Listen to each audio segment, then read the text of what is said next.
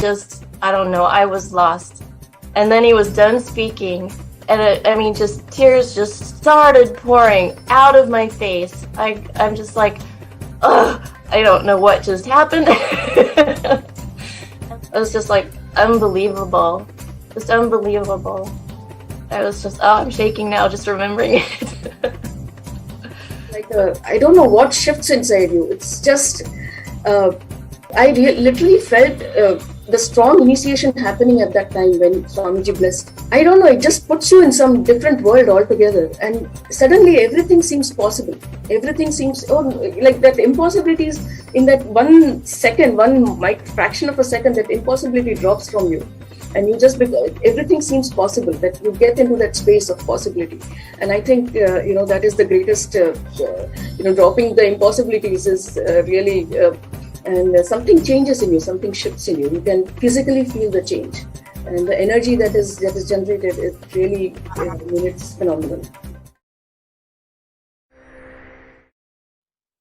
Nithyanandam, welcome back to your viewers, and we can see many of you who have commented, Ma Eva Anderson, Andreas Kalpinis, and Saurav Aneja Ayya, and Ma Shakti Maya Das, and we have all of you who have commented, and we welcome you all. Thank you for commenting, and we will be manifesting the powers of body scanning now. And just before we enter into it, Ma Eva Anderson and Andreas Kalpinis Ayya, I know you enjoy power manifestation a lot, and yes, but see, since this power, the sacredness of the power is such that the moment we scan and something is revealed, like when Swamiji is showing something to you, each and every one of you, it is not just the manifestation itself, it is also what is told. So we have to take that, apply that, follow that in our life. You will naturally experience the changes in your body. You'll experience the healing when you follow what Swamiji, the science that Swamiji has revealed through the third eye. So we encourage each and every one of you. You all can definitely come for different powers in different days. But we just would like to suggest you all to not have it consistently. We can have it to all the other people who are waiting for the first time. They can get it, and we can manifest with them. And you can definitely come back after few days of applying the solution, and after experiencing the change, you can come back. Yes, and we have Saurav Aneja Ayya, Nithyananda Maya, and Nithyananda Ma Shaktima Nithyananda. So we will be now manifesting this power of body scanning. Saurav Aneja Ayya, now Ma Tattvapriya will be manifesting the power of body scanning for you, Ayya. And Ma Shakti Maya Das. Ma Shaktima, you can comment, and under the comment section, you can comment if you want to experience the power of body scanning, so that we are sure that we have your consent before we go ahead and scan you.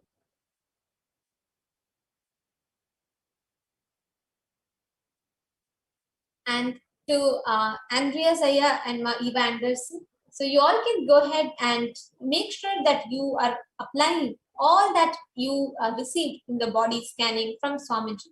And once you apply that and practice that and manifest that, naturally you will see the next scanning will be more depth and in detail. So we request all of you to stay tuned. And once we scan and share with you all, you can get back to us in the comment section. So we are sure that you have received this scan.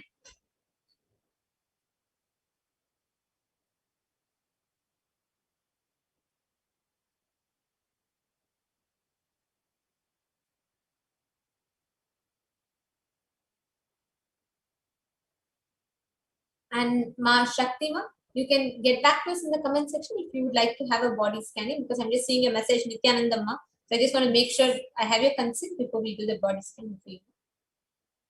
Saurav Aneja, yes. So I just wanted to share with you what was revealed in my third eye. First thing, I do not see any sort of like severe illnesses that are there in your system. I'm only seeing like there is a slight muscle spasm that has happened, like the slight which has happened towards the right side lower back region. I think not even lower back, like the hip and the lower back, in this region exactly. So that's one thing that I'm saying. And apart from this, I do not actually see any sort of issues here. So I'm just going to try scanning again, and I'm going to see, because I do not see any specification. This is the only thing that can appear. So I'm going to be just chanting Mahavakya, scanning, and whatever is getting revealed, I'm going to be sharing with you.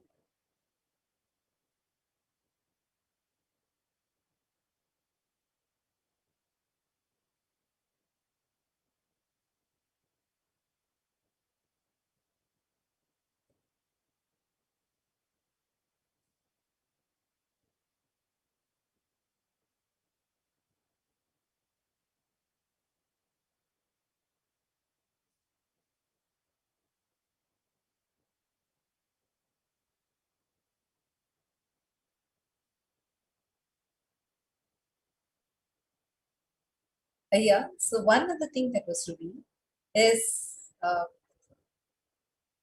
the body is going through intense, actually there's a lot of intense energy kind of thing that's happening, and because of that the solid is not your, like any solid that you consume also, it takes a lot of time for it to get digested. The solid, the body is finding it difficult to take even little solid if it goes in, and the body is just going through some intense process. That much I'm seeing. Yeah?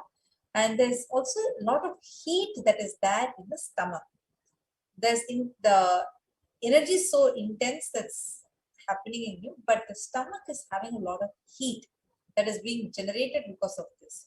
So every night before you go to sleep, just for about 10 minutes, if you can take a wet towel and put it on your stomach, in next few more days, your heat balance, the heat or the body heat will get balanced in your system, as well as the eyes.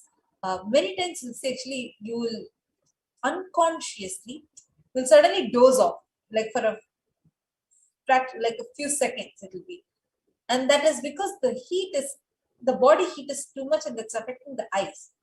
Once you start cooling the stomach with the towel, you'll start seeing the vision will be very clear, as well as the drowsiness that comes in and goes, that would also be clear.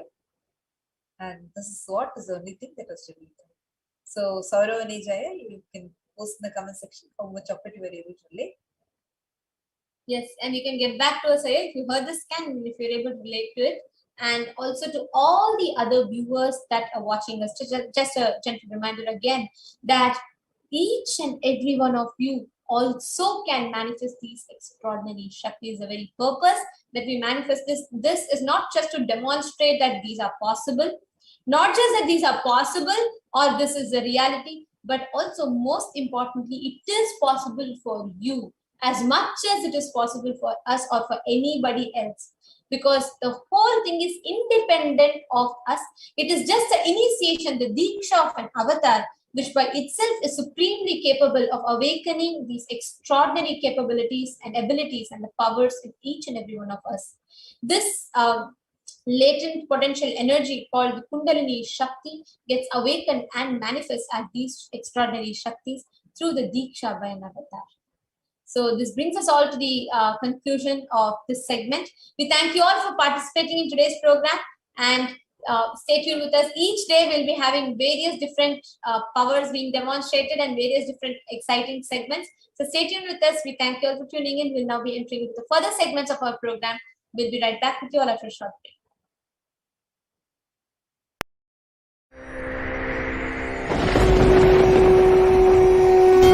Ultimate divine descends in human body and expresses its extraordinary powers and experiences playfully. Sundareshwara is the embodiment of this statement. He is not Shiva as you understand, sitting in the Himalayas, frozen in the ice, in Samadhi.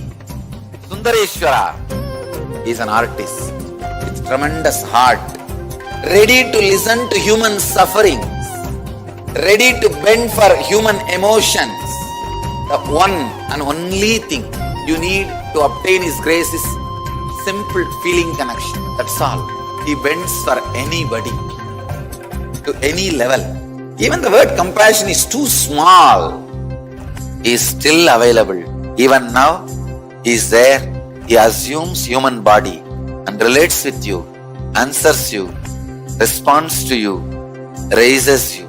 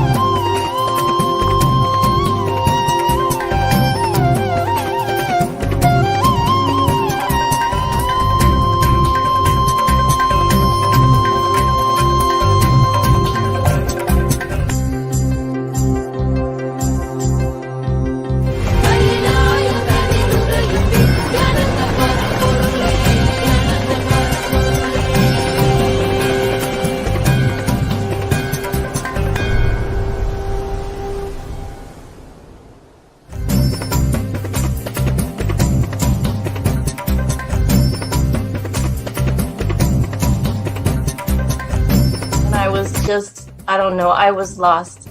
And then he was done speaking, and just tears just started pouring out of my face. I'm just like, ugh, I don't know what just happened. It was just like unbelievable, just unbelievable. I was just, I'm shaking now just remembering it.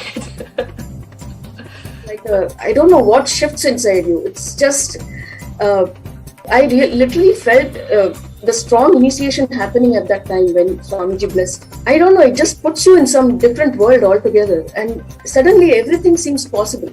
Everything seems, like that impossibilities in that 1 second, fraction of a second, that impossibility drops from you. And you just, everything seems possible, that you get into that space of possibility. And I think, that is the greatest, dropping the impossibilities is really, and something changes in you, something shifts in you. You can physically feel the change. And the energy that is generated, it really, it's phenomenal.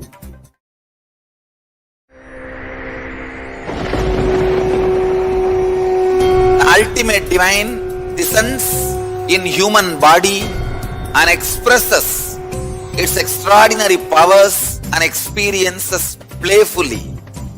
Sundareshwara is the embodiment of this statement. He is not Shiva as you understand, sitting in the Himalayas, frozen in the ice, in Samadhi. Sundareshwara is an artist with tremendous heart, ready to listen to human sufferings, ready to bend for human emotions. The one and only thing you need to obtain His grace is simple feeling connection. That's all. He bends for anybody, to any level. Even the word compassion is too small. He is still available. Even now, He is there. He assumes human body and relates with you, answers you, responds to you, raises you.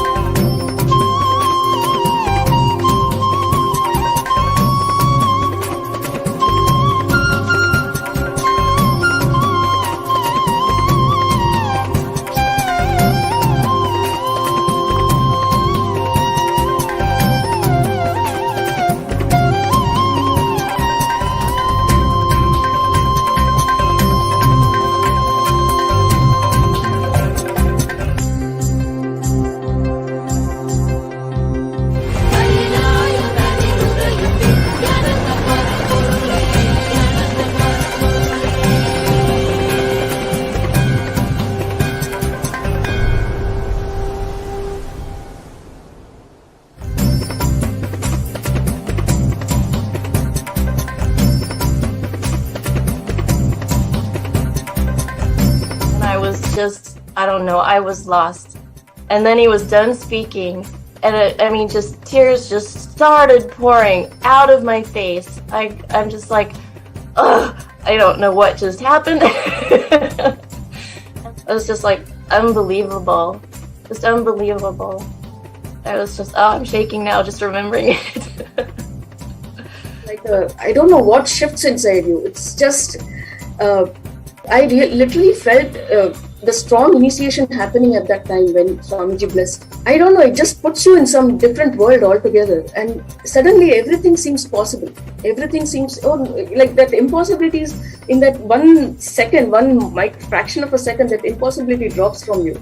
And you just, everything seems possible, that you get into that space of possibility. And I think, that is the greatest, dropping the impossibilities is really, and something changes in you, something shifts in you. You can physically feel the change. And the energy that is generated is really, it's phenomenal.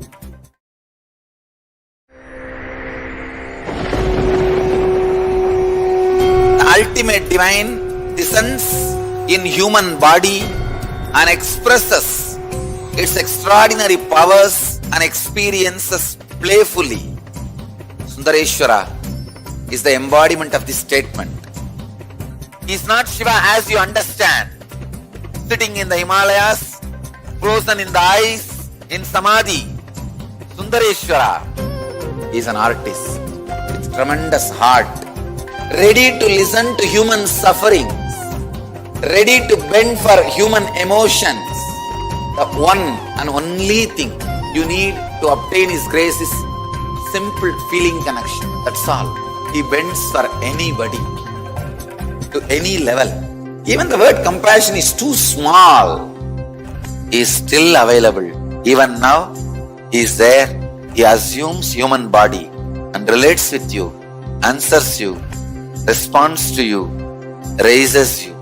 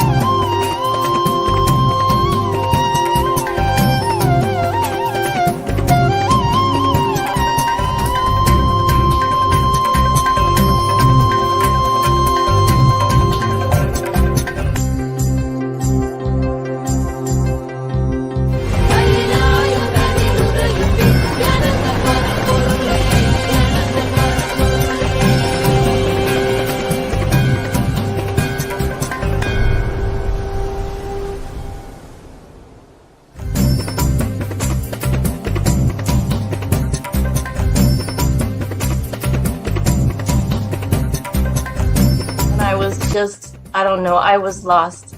And then he was done speaking, and just tears just started pouring out of my face. I'm just like, ugh, I don't know what just happened. It was just like unbelievable. Just unbelievable. I was just, I'm shaking now just remembering it. I don't know what shifts inside you. It's just, literally felt the strong initiation happening at that time when Swamiji blessed. I don't know, it just puts you in some different world altogether, and suddenly everything seems possible. Everything seems, like that impossibilities in that 1 second, fraction of a second, that impossibility drops from you. And you just, everything seems possible, that you get into that space of possibility. And I think, that is the greatest, dropping the impossibilities is really, and something changes in you, something shifts in you. You can physically feel the change. And the energy that is generated is really, it's phenomenal.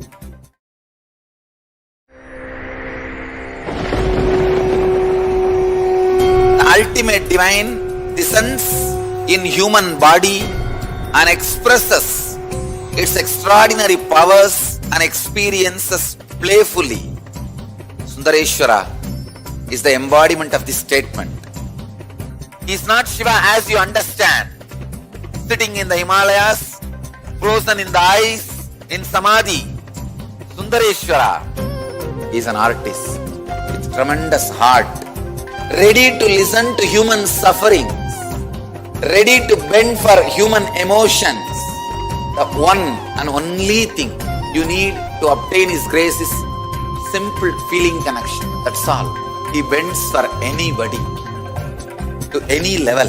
Even the word compassion is too small. He is still available. Even now, He is there. He assumes human body and relates with you, answers you, responds to you, raises you.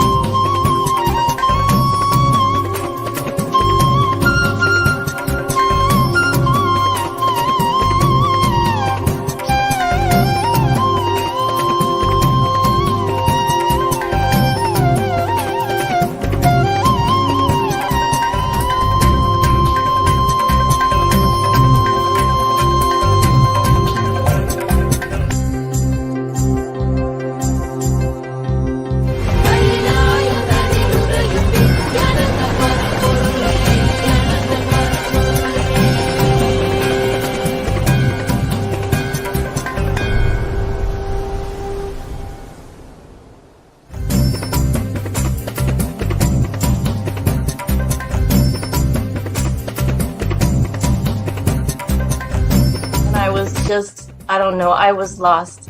And then he was done speaking, and I mean, just tears just started pouring out of my face. I'm just like, ugh, I don't know what just happened. It was just like unbelievable, just unbelievable. I was just, oh, I'm shaking now just remembering it. I don't know what shifts inside you. It's just, I literally felt the strong initiation happening at that time when Swamiji blessed. I don't know, it just puts you in some different world altogether, and suddenly everything seems possible. Everything seems, like that impossibilities in that 1 second, fraction of a second, that impossibility drops from you.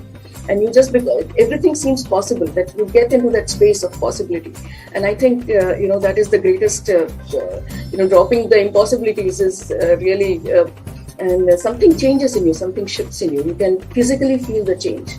And the energy that is generated is really, it's phenomenal.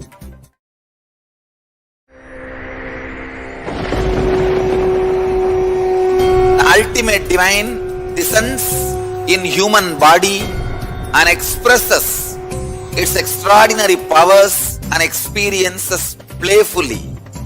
Sundareshwara is the embodiment of this statement. He is not Shiva as you understand, sitting in the Himalayas, frozen in the ice, in Samadhi. Sundareshwara is an artist with tremendous heart, ready to listen to human sufferings, ready to bend for human emotions. The one and only thing you need to obtain His grace is simple feeling connection. That's all. He bends for anybody, to any level. Even the word compassion is too small. He is still available. Even now, He is there. He assumes human body and relates with you, answers you, responds to you, raises you.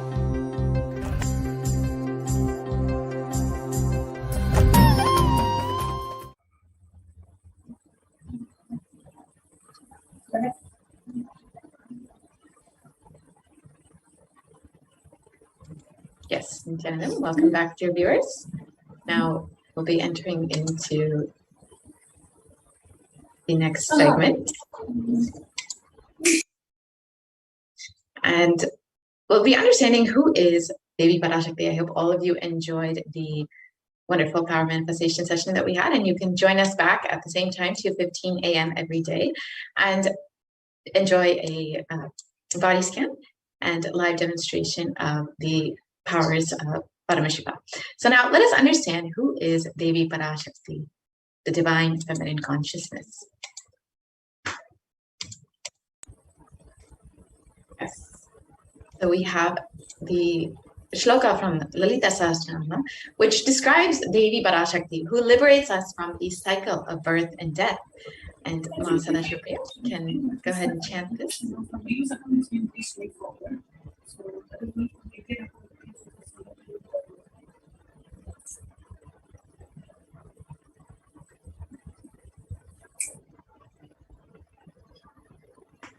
Yes, so now, sorry for the technical glitch.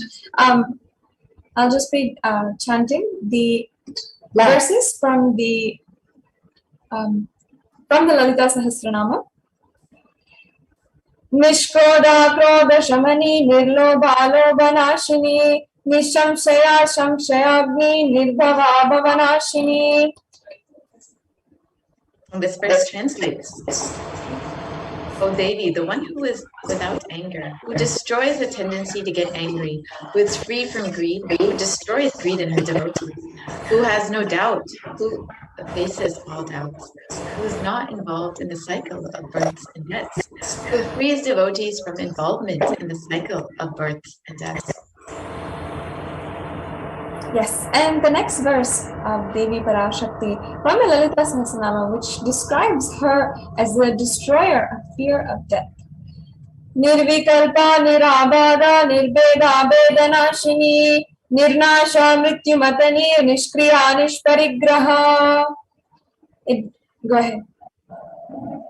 And the translation of this verse, Devi, who is without any modifications, as she is pure consciousness, who can never be sublated, who is beyond all differences, who destroys the senses of difference, and who is deathless, who destroys the fear of death, who is without involvement in action, who needs no gift, as everything in this universe is hers. So this shloka describes Devi Parashakti as the one who destroys the fear of death. Yes. And Devi Parashakti is the ultimate pure feminine consciousness. Parashakti is the cosmic mother. It is from her womb, from which billions and billions of universes comes out and go in. She is the source where the Big Bang and Black Hole comes out. Parashakti is the source Shakti, the source energy, the source power from which all of us came, in which all of us are even in now, and in which all of us are going to merge.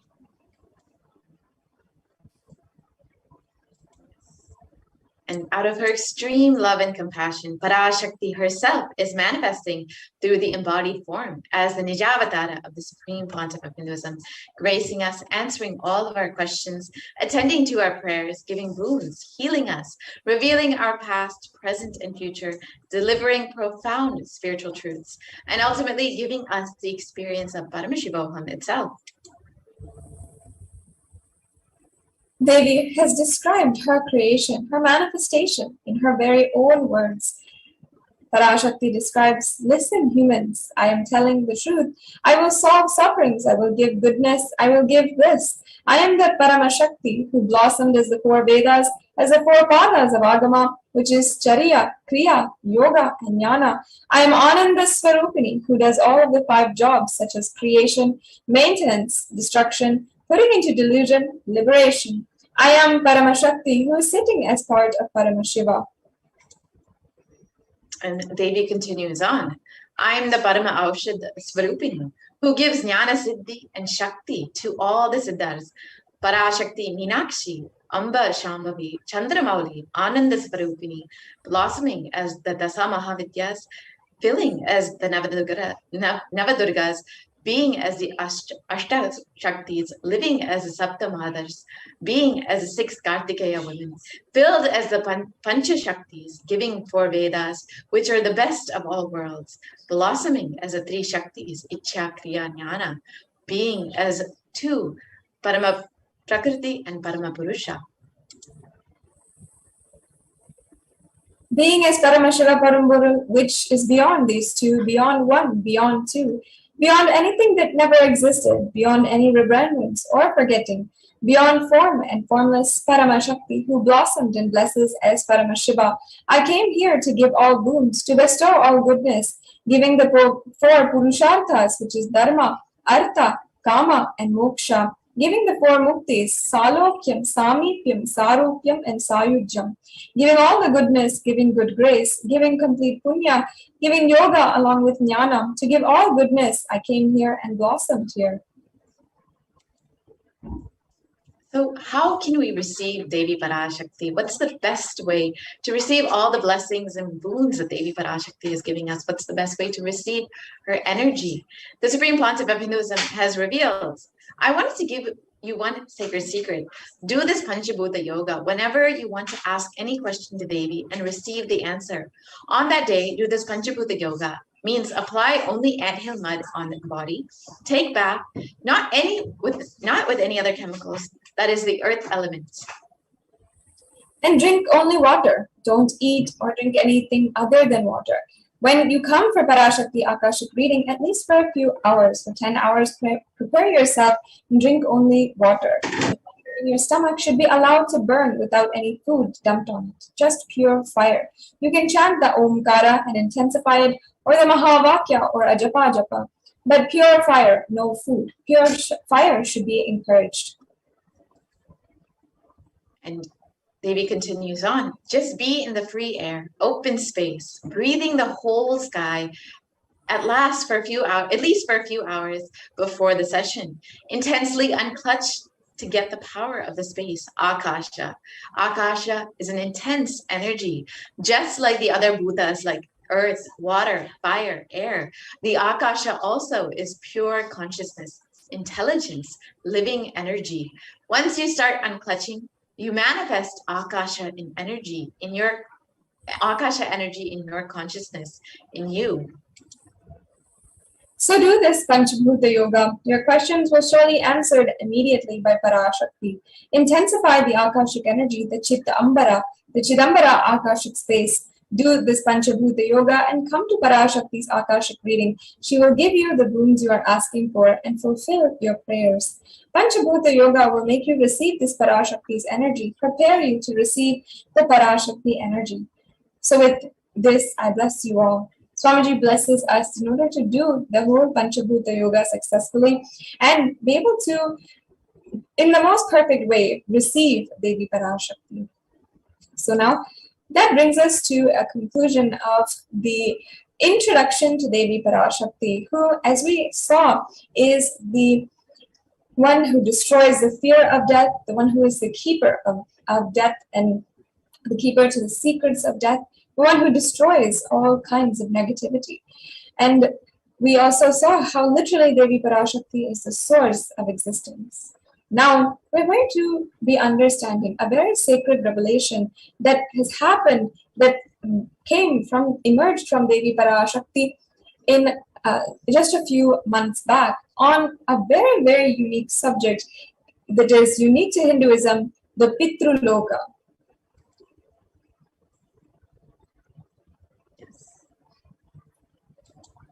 So out of his compassion and the extreme compassion and love, the Supreme Pontiff of Hinduism is manifesting Devi Parashakti, gracing us, answering all of our questions, attending to our prayers and giving boons, healing us, delivering profound spiritual truths, and ultimately giving us the experience of Paramashivoham itself. And the answers that Devi Parashakti reveal from the cosmic archives are not just limited to an individual or their past, present, and future, but out of the love for humanity, the entire humanity. Devi Parashakti also reveals solutions for global issues that humanity is trying to tackle, and in the process also revealing the future that lays forth for the humanity as a whole. So today, let us see Devi Parashakti's revelations on the truths about Pitruloka, the death and liberation of souls.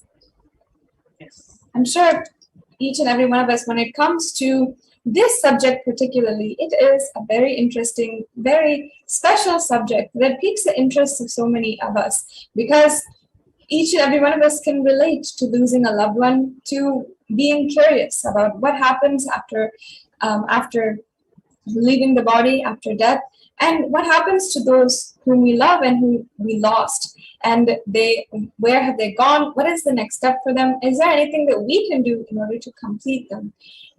And now let us watch what Devi Parashakti has revealed on this day, on the 14th of June 2021, on the Pitruloka.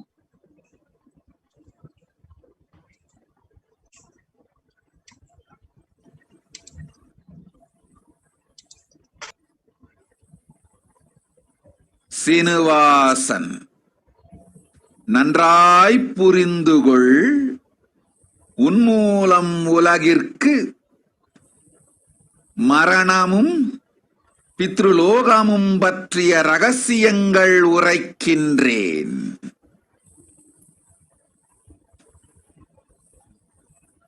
உனக்குள் இருக்கும் தசை நினைவு,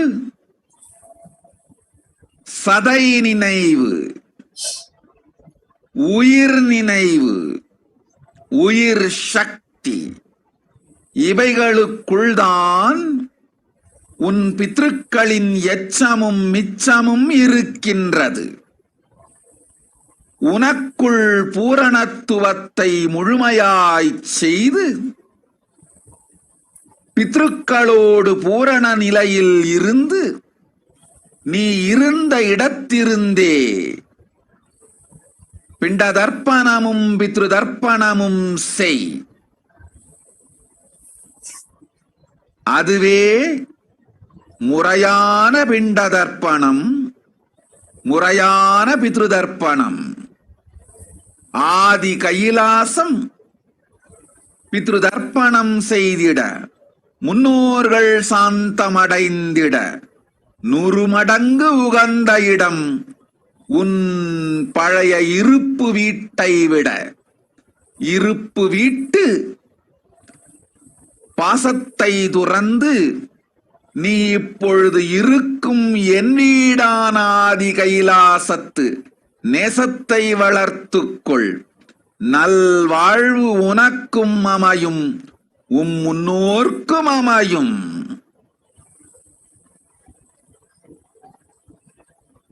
உனை மனக்குழப்பத்தில் ஆழ்த்தும் மாமனுக்கு சொல், நித்யானந்தன் வந்துதித்த குலம் முன்னேழு பின்னேழு வடவேழு இடவேழு தலைமுறைக்கும். சாத்தமும் பிண்டமும் தேவையில்லை, அடைந்தனர் முக்தி. நித்யானந்தன் நிஜாவதார சக்தி சாநித்தியத்தினால் கவலையும் இல்லை, துக்கமும் இல்லை. அத்துணை பேர்க்கும் அன்னை பரமசக்தி அளித்தேன் முக்தி. அஞ்ச வேண்டாம். ஓம் ஓம் ஓம்.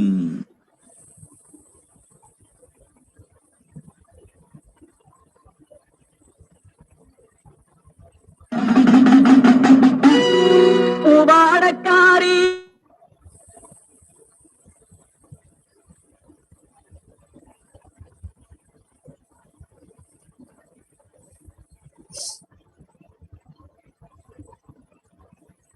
Now let's take a look at the English translation, or the best mapping of Devi's revelations into English. Devi Parashakti revealed, Srinivasan, who is the person who had asked the question, understand carefully. Through you, I am telling the secrets of death in Pitruloka. Pitru, for various reasons also based on their karmic deeds, are unable to find another body. They remain stuck in the form of Pitru. The Pitrus have their own heavenly place to reside, and it is called the Pitruloka to the world. The remains of your ancestors, the Pitrus, is there inside of your bio memory, your muscle memory, and your bioenergy. Do completion completely inside of you. Be in completion with the ancestors and do Pinda Tarpana, the rice ball offerings, and Pitru Tarpana, the offering to the ancestors from wherever you are. That is the proper Pindu Darpanam and the proper Pitru Darpanam. 100 times more apt place to do the Pitru Darpanam and for ancestors to be in peace is Adi Kailasa. More than your old living house. Drop the love for your old living home and develop love for my home, Adi Kailasa, in which you are living now. Good life will happen for you and your ancestors. Tell your uncle who puts you in confusion, clan of Nithyananda, up 7 generations, down 7 generations, right 7 generations, and left 7 generations. Everyone does not need the Shraddham, the ancestral offerings, and the Pinda, the rice ball offering to ancestors. They attain liberation in the presence of Nithyananda Nijavatara Shakti. There is no worry. There is no suffering. For all of them, Mother Paramashakti, I gave liberation. Do not fear. So we've just heard the revelations from Devi on how the remains of our Pitrus are still in our biomemory, muscle memory, and bioenergy. For many of you, these terms may not be clear yet. So let us take a few minutes and understand these terms. Yes. So the Supreme Pontiff of Hinduism has revealed what is biomemory, muscle memory, and bioenergy. So the biomemory is all of the cognitions which are rooted, or which are the root cause for your instigations and reactions, and are stored in your biomemory. The muscle memory are the actions, your patterns of your actions. For example, having a cup of coffee in the morning, the method of your reaction is stored in your muscle memory.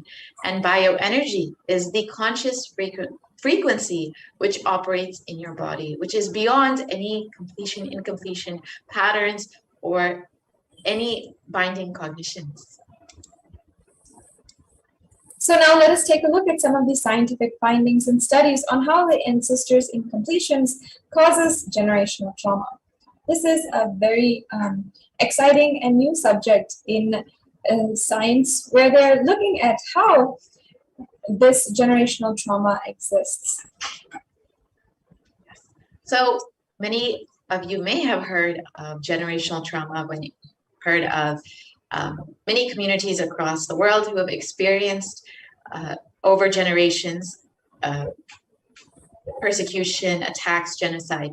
So this is trauma that isn't just experienced by one person, but extends from one generation to the next. It can be taught or implied throughout someone's life from an early age. So many have heard of generational trauma when it comes to communities which were traditionally enslaved, or many of the native indigenous communities which have faced genocide, persecution, and trauma across the generations. And this is passed down. It is, science has studied that this has been passed down from one generation to the next. So this trauma, this suffering is carried on to your lineage. And as we all might have experienced, trauma can have a profound effect on the dynamics of a family. So let us take an in-depth look at some of the research to help us understand better. So in Psychiatric Times, it was reported that the dangerous effects of generational trauma and how it can affect the family. It states that trauma that affects one member of a family system has the potential to fundamentally change the whole family structure. It threatens to erode the very foundation of the family unit, and family members may start to see each other as enemies. Trauma has the power to make or break a family. So this trauma that is passed down from one generation to the next, from parent to child, has the power to actually break up the entire family if it is not addressed. And this medical report shown below, as you can see, is indicating the effects of generational trauma on children of those who have suffered.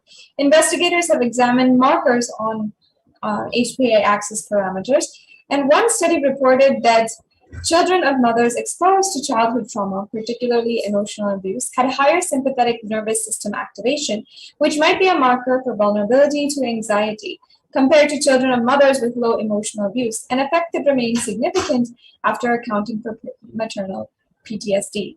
The effects of generational trauma should never be downplayed. As you can see, the study is showing how children who are coming from backgrounds, or mothers, fathers even, but this report has spoken about mothers, but even your parents in general, your grandparents, where if they are exposed to any kind of trauma, any childhood trauma, and this report is talking specifically about emotional abuse, you yourself are more likely to be able to experience higher sympathetic nervous system activation, which scientists are calling as a marker for vulnerability and anxiety.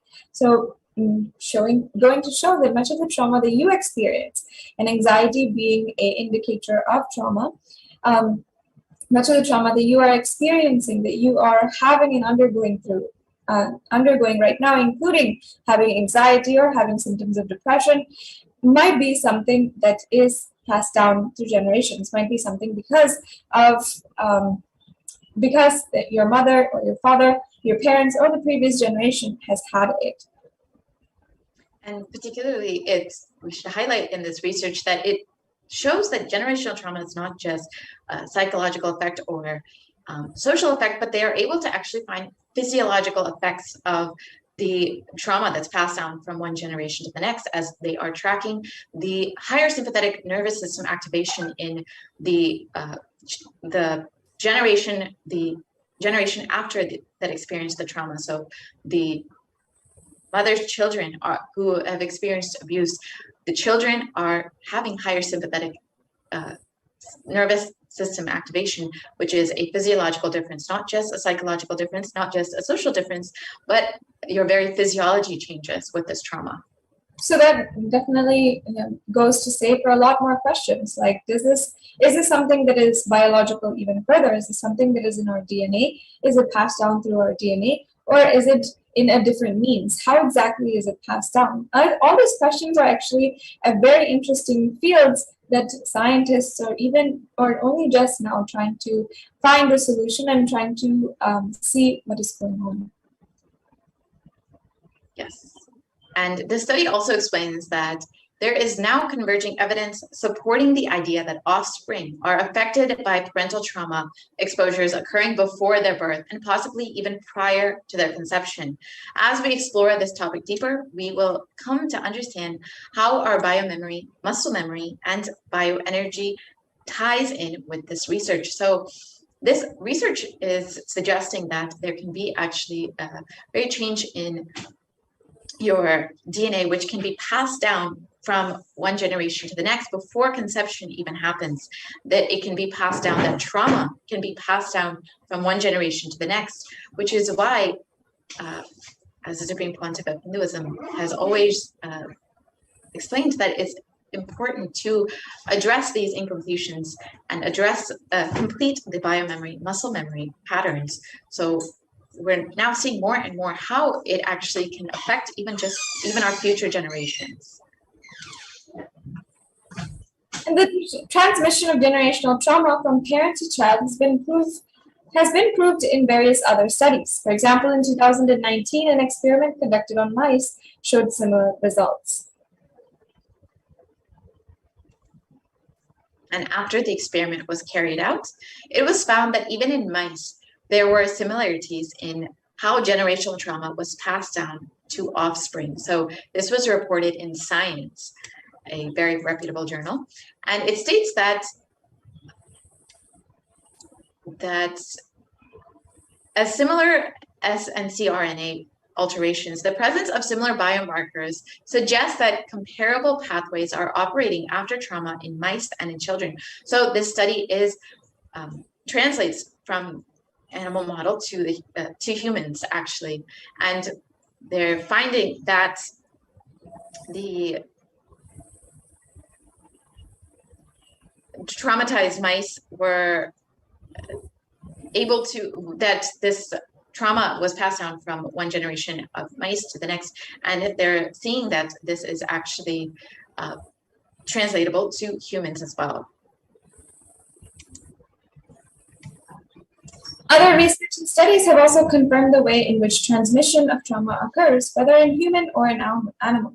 So if you see this article from Scientific American, which titled "Fearful Memories Passed Down to Mouse Descendants," it says, according to convention, the genetic sequences contained in DNA are the only way to transmit biological information across generations. Random DNA mutations, when beneficial, enable organisms to adapt to changing conditions, but this process typically occurs slowly over many generations.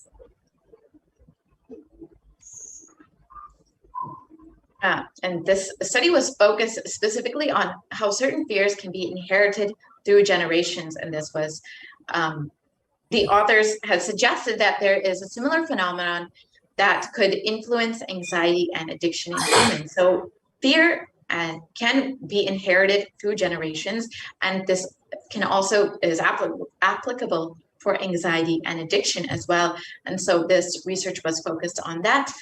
While the research may be inconclusive, it is suggesting that it is a possibility that this anxiety, depression, addictions, and fear can be passed down and through generations. Yes, and actually it did. The research for generational trauma was also started and provoked when trying to answer questions like why addiction is worse in some individuals and in some communities, and why it is relatively not prevalent in other communities and some other individuals. Then they actually saw how this was linked to generational trauma. And that aside, research and development has progressed greatly and now recognizes that even within cultures, this generational trauma exists. It has been long recognized that experiences of parents and ancestors influence future generations. Many cultural practices and rituals function to transmit historical knowledge and experience across generations. And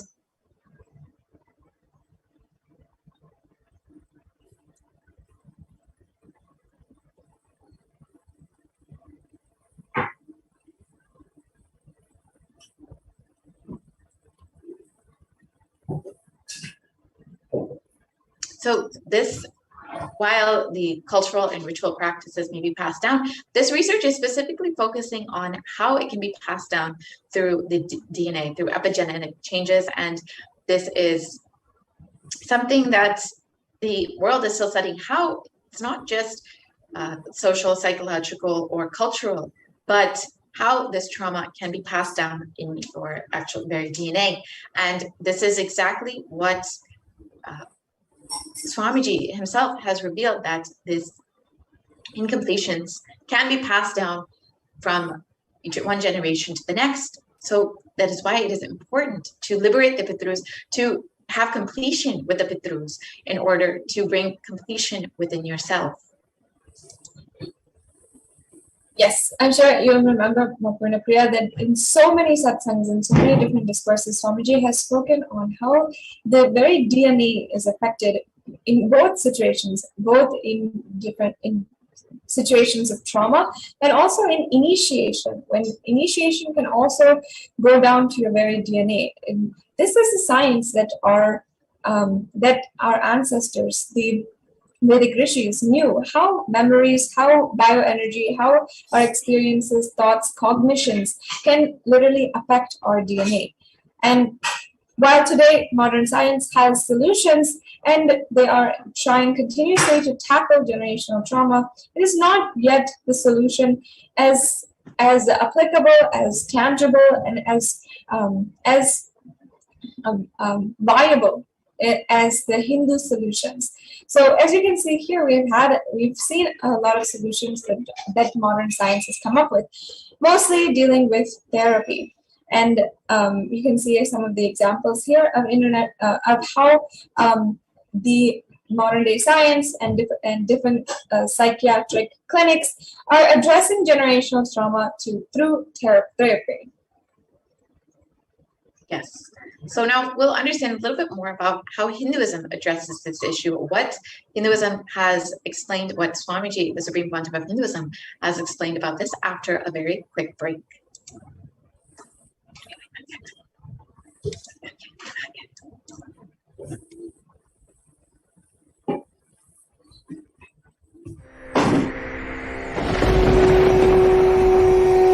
The ultimate divine descends in human body and expresses its extraordinary powers and experiences playfully. Sundareshwara is the embodiment of this statement. He is not Shiva as you understand, sitting in the Himalayas, frozen in the ice, in Samadhi. Sundareshwara is an artist with tremendous heart, ready to listen to human suffering, ready to bend for human emotions, The one and only thing you need to obtain His grace is simple feeling connection. That's all. He bends for anybody, to any level. Even the word compassion is too small. He is still available. Even now, He is there. He assumes human body and relates with you, answers you, responds to you, raises you.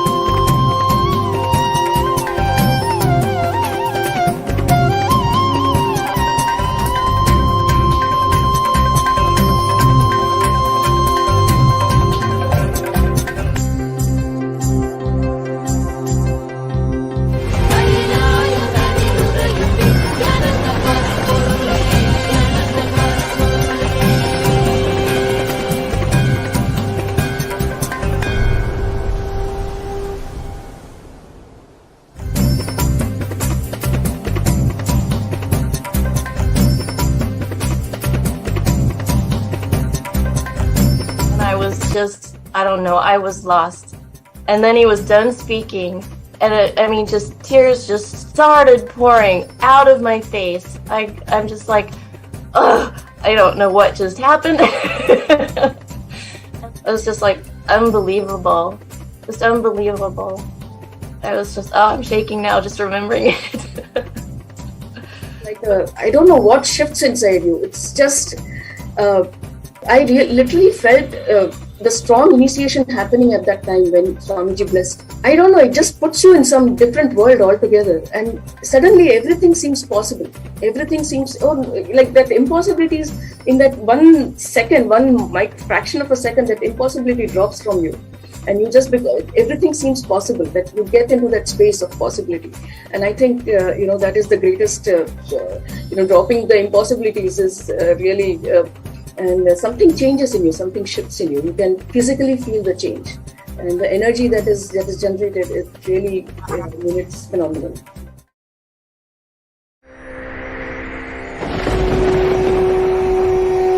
The ultimate divine descends in human body and expresses its extraordinary powers and experiences playfully. Sundareshwara is the embodiment of this statement. He is not Shiva as you understand, sitting in the Himalayas, frozen in the ice, in Samadhi. Sundareshwara is an artist with tremendous heart, ready to listen to human sufferings, ready to bend for human emotions. The one and only thing you need to obtain His grace is simple feeling connection. That's all. He bends for anybody, to any level. Even the word compassion is too small. He is still available. Even now, He is there. He assumes human body and relates with you, answers you, responds to you, raises you.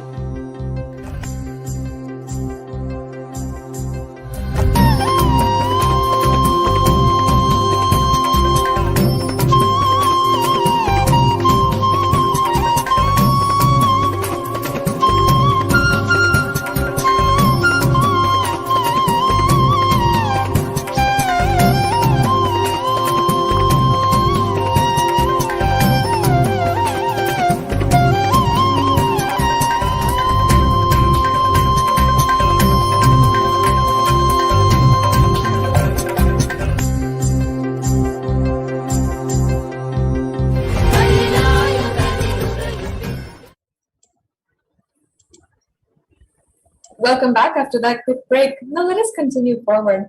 We've understood so far about generational trauma and this scientific phenomenon which scientists are still researching in.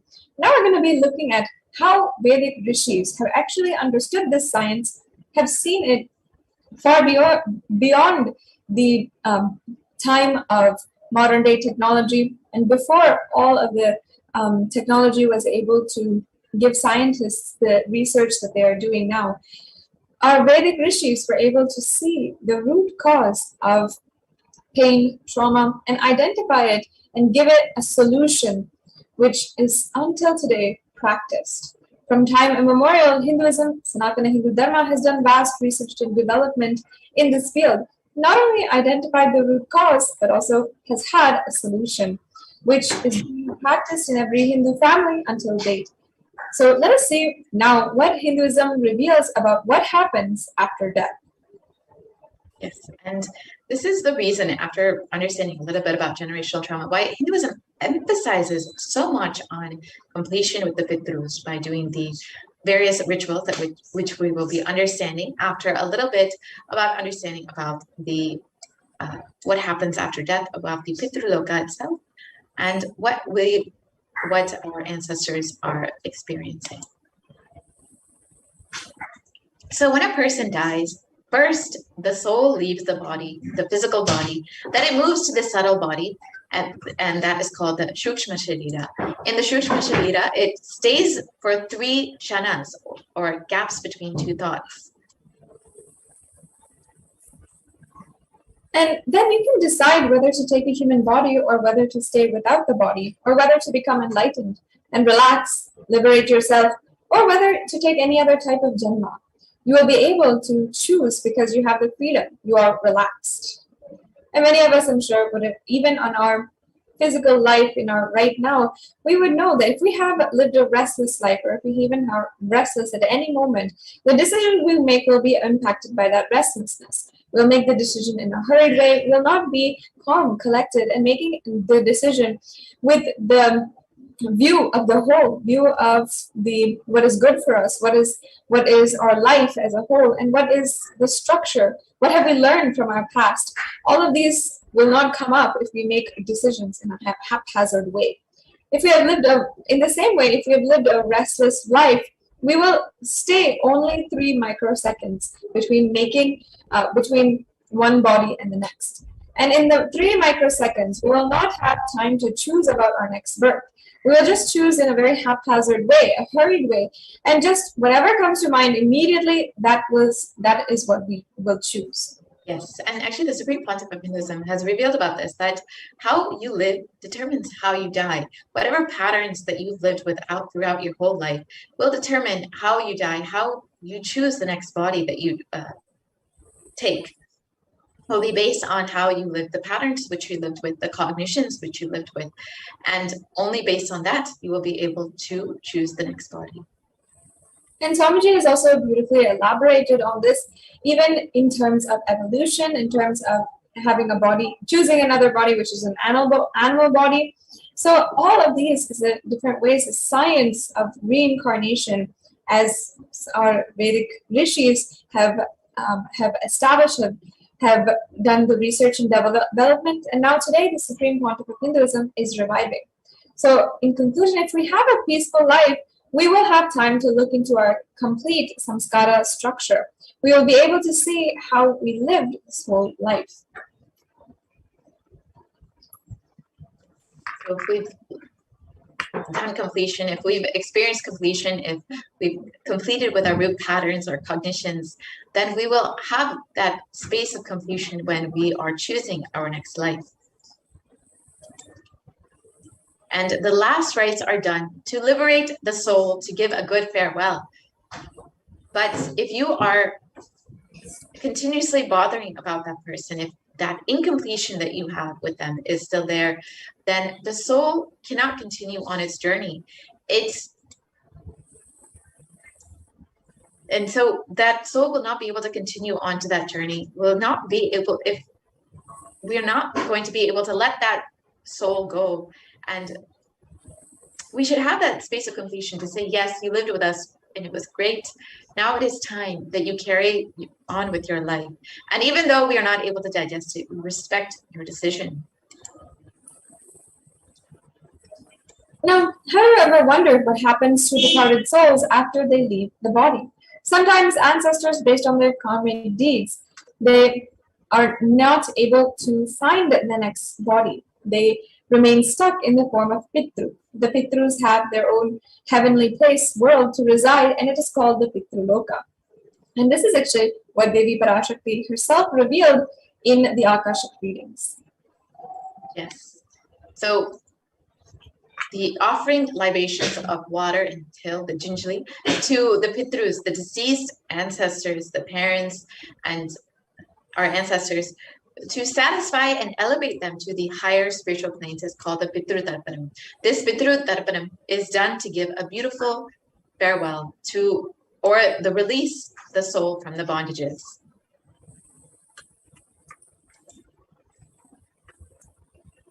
And the foremost example of taking this responsibility starts from the king Bhagiratha, who had taken up the responsibility to liberate and cease the suffering of his own fathers. There was a king, of course, his name was Bhagiratha, and for some reason his forefathers, his Pitrus, had been stuck in the Pitruloka, and they were unable to find a new body. And their ghosts were living in the Pitruloka, struggling, suffering. They were not liberated. So they begged King Bhagiratha to help them in some way. The king decided, I have to do something to liberate them.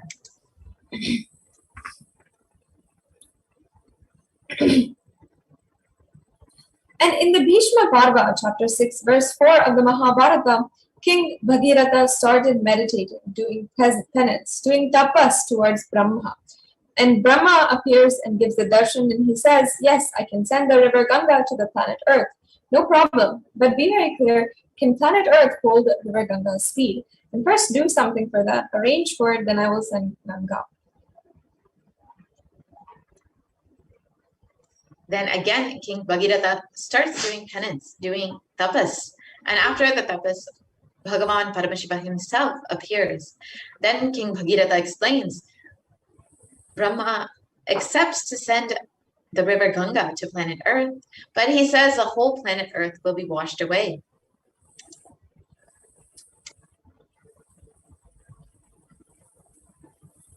And King Bhagiratha had requested humbly to Paramashiva, planet Earth cannot withstand the speed of Ganga. Please do something. You have to protect us. You have to take care of us. So Bhagavan Paramashiva says, all right, I will take care. Don't worry, tell Brahma to send river Ganga. I will take care. Then again, Bhagiratha meditates. And then Brahma appears and says, I'm ready to send, but Devatas are not ready to depart with the river Ganga. They like to take bath in the Ganga every day. It is their life source. And Ganga is not simple water, it's an energy. By bathing in that only every day, they rejuvenate their body and mind. Then King Bhagiratha says, all right, I will arrange all the facilities for Devatas to stay in the planet Earth, just on the banks of the river Ganga. I will create cities where all gods and goddesses can live and have bath every day and have their regular routine as they have in the other lokas, as they have in the Brahma Loka. Then King Bhagiratha comes and does tapas towards Himachala, the Himalaya hills, the Himaparvata, Himaraj, the king of the Himalayas. And Himaraja appears and says and asks, what do you want? And the king requests, I want you to be the host for Mother Ganga and the place where I can create a city for all the Devatas. From you, only Ganga can flow. Only you can be the base on which Ganga can flow towards the planet Earth.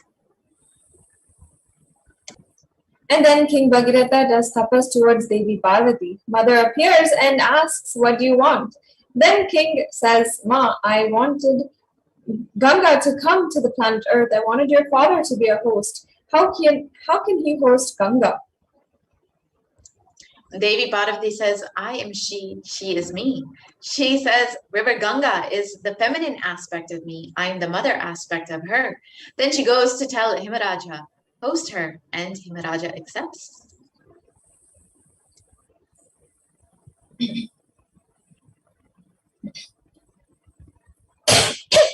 Then King Bhagirath starts building the whole city throughout the route in which Ganga is supposed to travel. He meditates on every hill and takes permission. He prays to every hill. Every hill says, yes, I will give way for Ganga. So all the route is cleared. And then King Bhagirath goes and prays to Bhagavan Kalabhairava, who is in charge of the city of Varanasi. Kalabhairava appears and says, what do you want? Please give. And King Bhagirath responds, please give us the way for Ganga. You should receive Ganga and give us the way. And Kalabhairava says, surely I will give, don't worry. But this is such a holy city. Tell Ganga to take a full pradakshina of this city and go. Do pradakshina of this city and go. And Ganga accepts that, Bhagavan Kalabhairava's command, and she takes the U-turn, means the Uttarvahini. She is called Uttarvahini in Kashi. So she actually goes full turn and goes around the city and comes back, doing the pradakshina. Pradakshina means going around the city.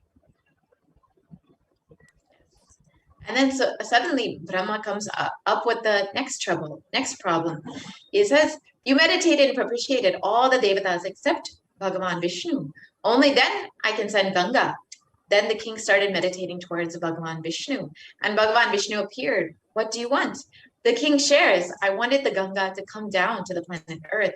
Unless you agree, unless you give blessings, it will not be possible. Please bless me. And Bhagavan Vishnu responds gracefully, all right, I bless you. Ganga will come to planet Earth. She will come just out of my feet. Then he says, beautiful, one more sentence. Whomsoever has realized the Vishnu Maya, means the universal consciousness, whatever water comes out of their feet will be Ganga. From this word only the tradition of Pada Puja starts. Pada Puja of the enlightened masters is from this tradition. And then the king again meditates on Brahma, and Brahma appears with all his glory and compassion and blesses Bhagiratha. Then he prays to Gangama. Then he does tapasya towards Gangama, meditates and invites Mother Ganga.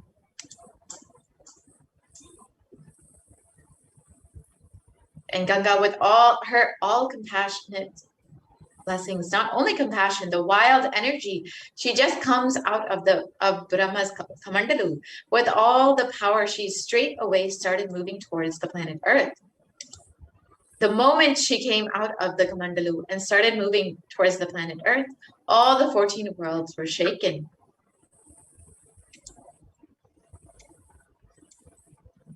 And all the devatas, all the rishis, all the munis, simply they escaped from the planet Earth and ran away because they got frightened that the pralaya is going to happen, or they thought that the end of the world was going to come.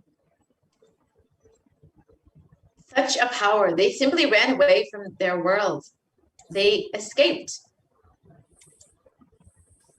Now, Bhagavan Paramashiva beautifully appears and puts his head in between the Ganga. She straight away lands into Paramashiva's head, into the matted locks, the jatas.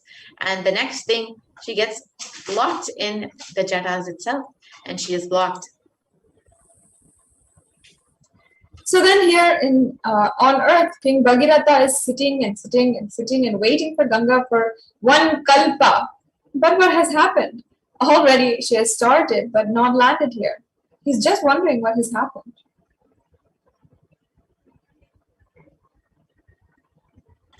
Again, he meditates towards Bhagavan Paramashiva, and Bhagavan Paramashiva appears and says, yes, she is there in my head. Now what do you want me to do? But Bhagirath says, please just send her a little bit. Don't hold the whole thing. Then Bhagavan Paramashiva says, oh, is it so? All right, then he just moves one jata, one hair, and just from moving that one hair, from that one hair gap, Ganga comes out and lands in the Himalayas.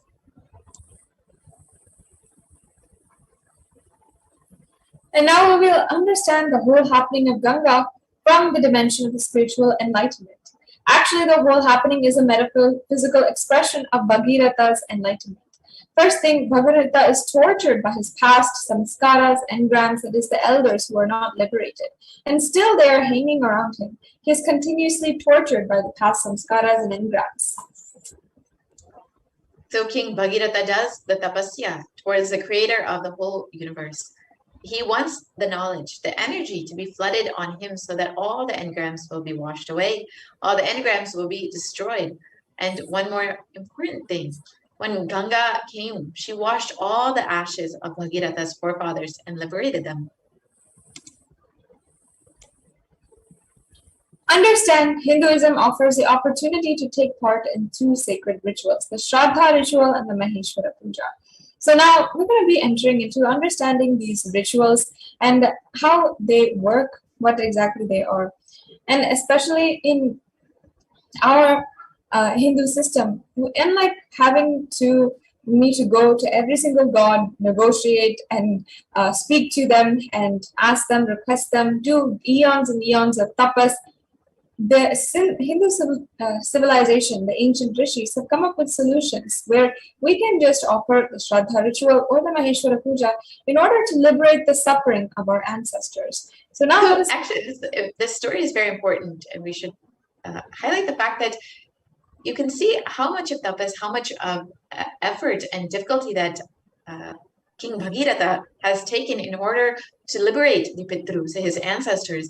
You can see how important this is in order for his own enlightenment, his own completion to happen, how important it is to liberate the Pitrus. That's why he goes through so much of effort and tapas in order to do this. You can see the importance of this from just this one story. So because of this, the importance of liberating the Pitrus, for both the Pitrus, the ancestors themselves, and for us, Hinduism has these two rituals, the Shraddha ritual, which many of us have known and many of us have offered yearly. Many people offer this yearly across India, across many Hindu families offer this.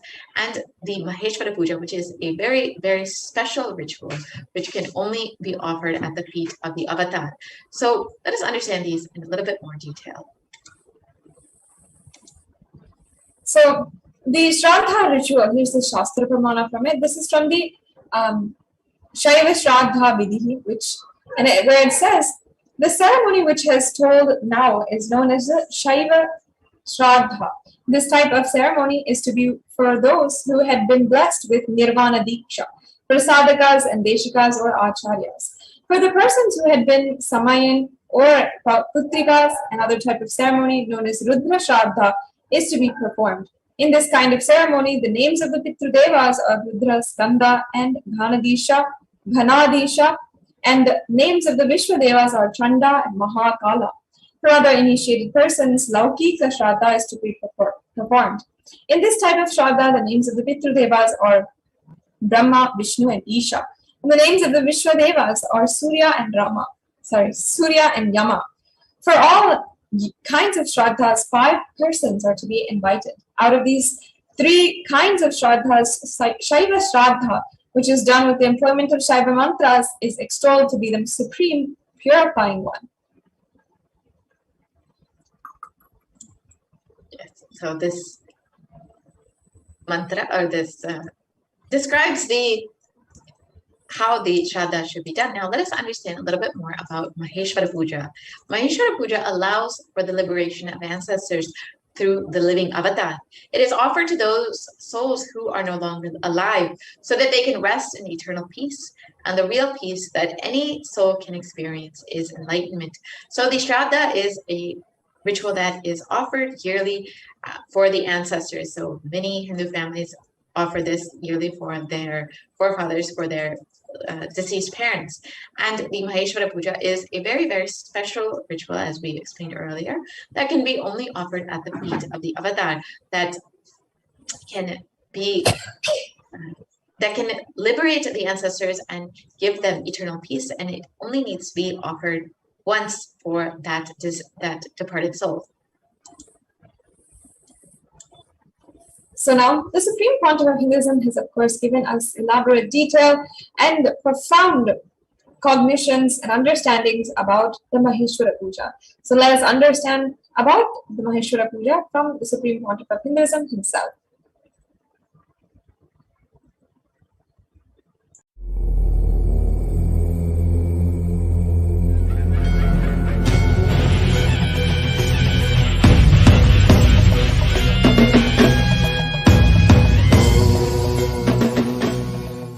Nithyananda.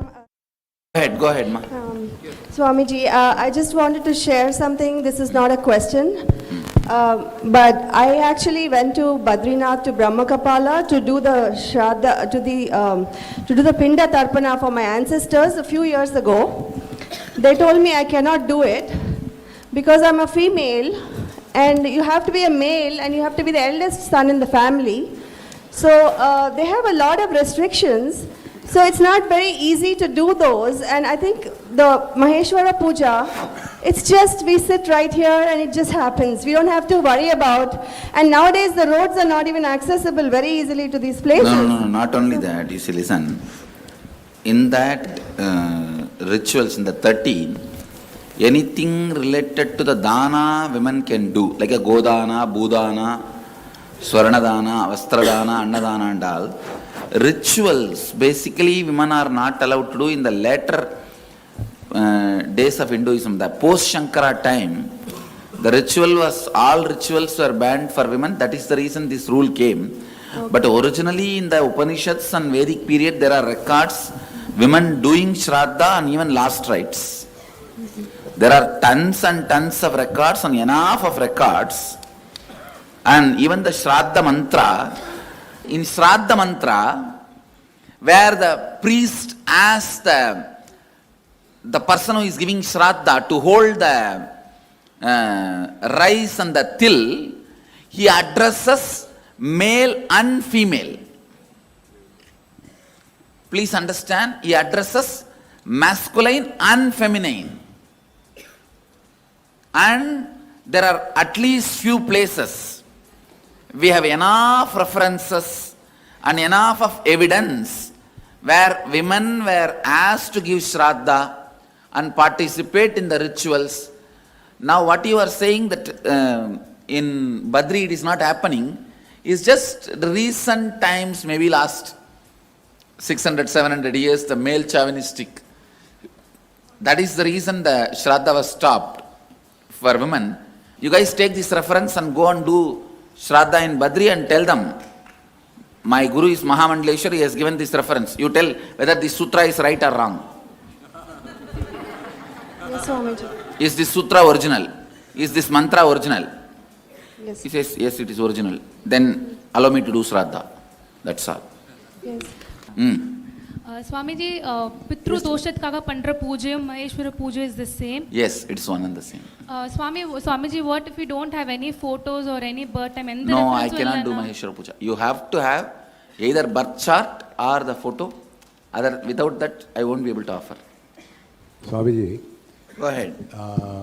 While in Kailasa, with you, we paid the tarpana, what are the... Then I think that's enough. That's enough. Second is, when you say they will be relieved of all the, after the Maheshwara Puja, relieved of all the karmas. I thought it's only the incompletion. Well, all your karmas are actually incompletion. Even the past life? Yes. Okay. Even the need for breathing is an incompletion. No, but my question is this. In the present life, there are the incompletions, let's say. But the karma is also from the previous life with somebody else. In the past life incompletions only, you bring it as a karma in the present life also. With the same soul? May not be same souls, but the carrier is the same soul. Na? See, for example, past life you would have had a fight with your husband. This life you may be having a fight with your wife. But the pattern is same in as far as the recording inside as a karma. Right, but it's like my father. I might have incompletions which I took care of in Kailasa. That's all, that's enough. Right, but his previous jalma, what happens to You them? see, when in the Kailasa, when we gave Shraddha and all, whatever is other baggage he has, that also will melt down because we have given it in an elaborate way. Don't worry. Thank you, Swamiji. Swamiji, you said 13 days, within 13 days if you give do Shraddha, the soul which is born will get released of all the karmas. And suppose he has taken another birth, and within that 13 days if we do the Maheshwara Puja, he will, in another body he will get enlightened and leave the body as well, or? No, he will leave the body and he will not have karma. He will not take another one body, which means enlightenment. Okay, but that life he No, that body which he has taken itself will be dead. okay. The child will be dead within maybe 4 or 5 days. Even if it's a healthy baby, the moment you have done your Maheshwar Puja, So, the milk he drank, he will digest for 3 or 4 days and that's all. How about the incompletion that the parents have towards the Each soul is an individual soul and their journey matters. They will have another one kid, that's all. The individual soul's journey is more important than any relationship related thing. That comes as first priority. Second only this. Swami, ஒரு சின்ன சந்தேகங்க. What happens if the 13 days passes away? If the 13 days is passed, I won't be able to liberate that child immediately. The further accumulation of the karma and the incompletions can be reduced. Life will be better without the influence of this load. That's all. But immediately the child cannot be liberated and all. So if something happens, we have to do it within 13 days. Soul will leave the body. It will not take one more birth. I'll cut the U-Haul service. Not only that, even if the road when I am traveling, if a dead body is being taken, that's all. Anything falls into my breathing space, even without knowledge, by accident, means when I am driving, there is an accident in the road and the body is still there, means over. That fellow is liberated. He can't have one more body. Because the U-Haul service will be disconnected. My breathing space is such, all U-Haul service will be disconnected. Means the karma carrying umbilical cord will be disconnected. So that cannot survive in my breathing space. So Swamiji, all the bodies that when we are sitting in Manikarnika Ghat, Whole thing is liberated. Whole thing is liberated. Yes. All these fellows are liberated. at least 40-50 were there. More than that. Swamiji, when I was in Hardwar, there was a sadhu who was on the bridge, and I put some money under his coat, or his blanket, and I realized that night that he was dying. So I went back the next day, and I checked on him, and he was almost dead. And when I put the mala, I took off my mala, and I put it on the top of his head. He shuddered, and he died. It is good. It means you liberated him. You helped him to free. Good. You put him in connection with me before he was dead. That's good. Go ahead. Swamiji, you said the souls, even as long as they're in their breathing space, they get liberated. So does that mean it only can happen in your physical presence around your breathing space? No. In my physical presence happens. When I connect with them also, that they become part of my physical presence. Okay, so Swamiji, let's say we have a deity which has been done prana pratishtha or your paduka which represents your presence there. So if that will not be able to have such a strong radiation over a human being because that being has to connect with it. Okay. In my case, he doesn't need to connect. I myself can be actively involved in it. A deity will not actively involve. It will only wait passively and whoever comes will be gracing. The Markandeya was active. So that person who is dying, if the person is active, the deity can do the job. Go ahead. Where? Swamiji, if a person does suicide in your physical space, then? No. If a person commits suicide, even in my physical presence, I will not be able to help. Because it is a abusal. You are fighting against God. When you asked and He gave you the body and you destroying it is directly fighting against the cosmos. So nobody can help you. Swamiji. Nobody can help the person who commits suicide, even in my physical presence.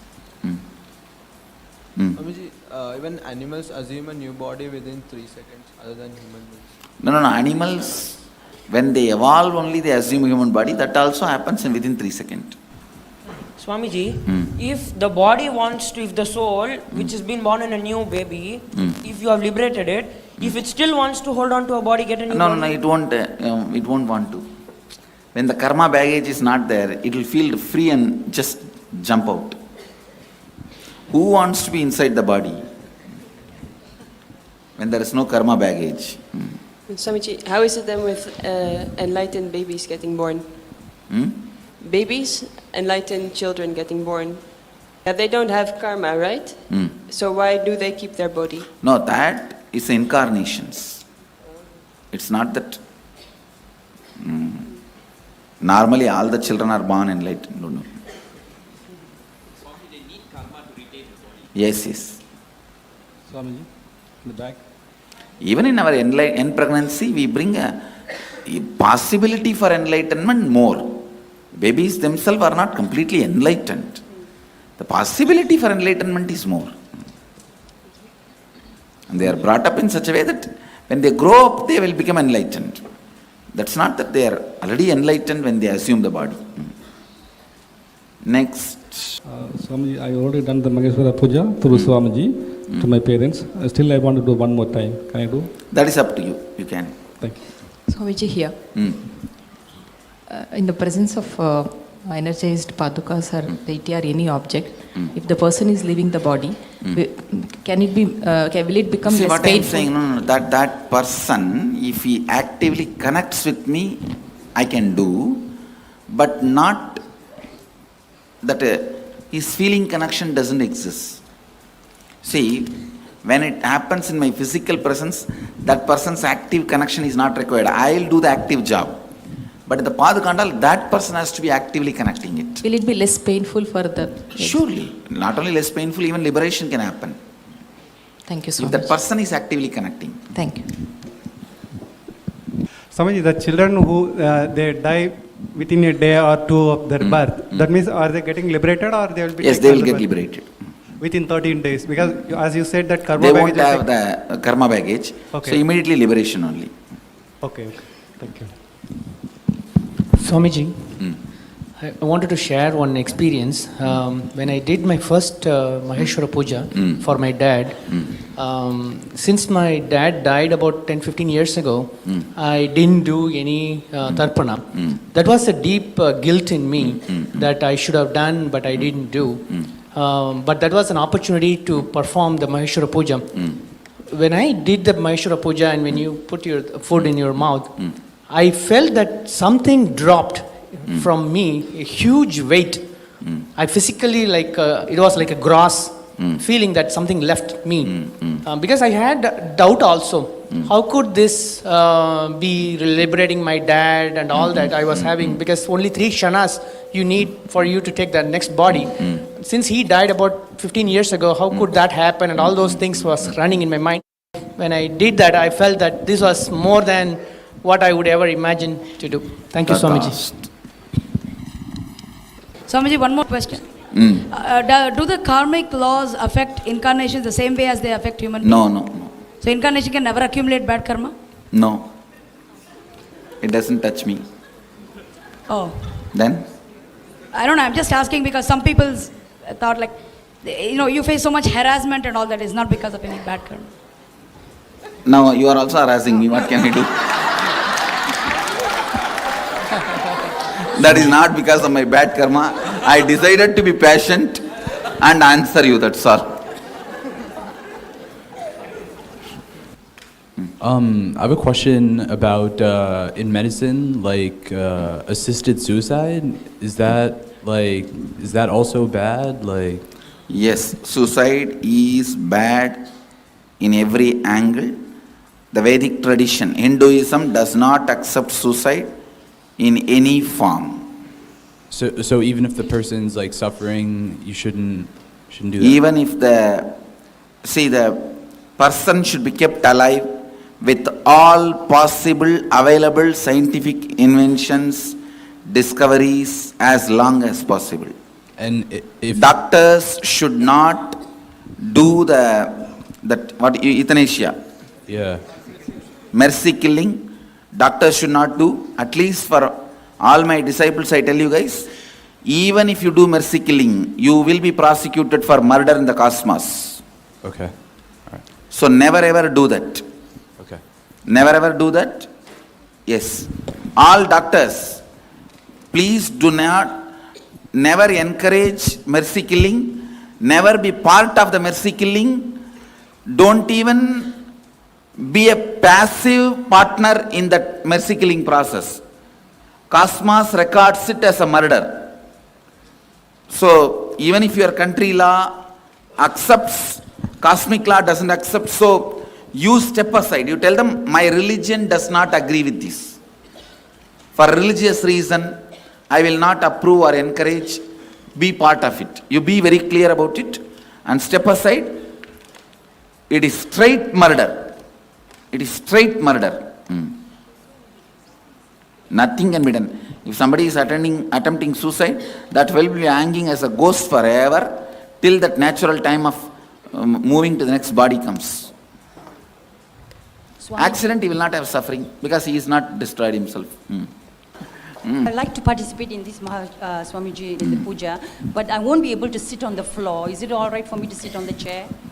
You see, the Shraddha, it's a ground ritual where the food is supposed to be spread on the floor and offered.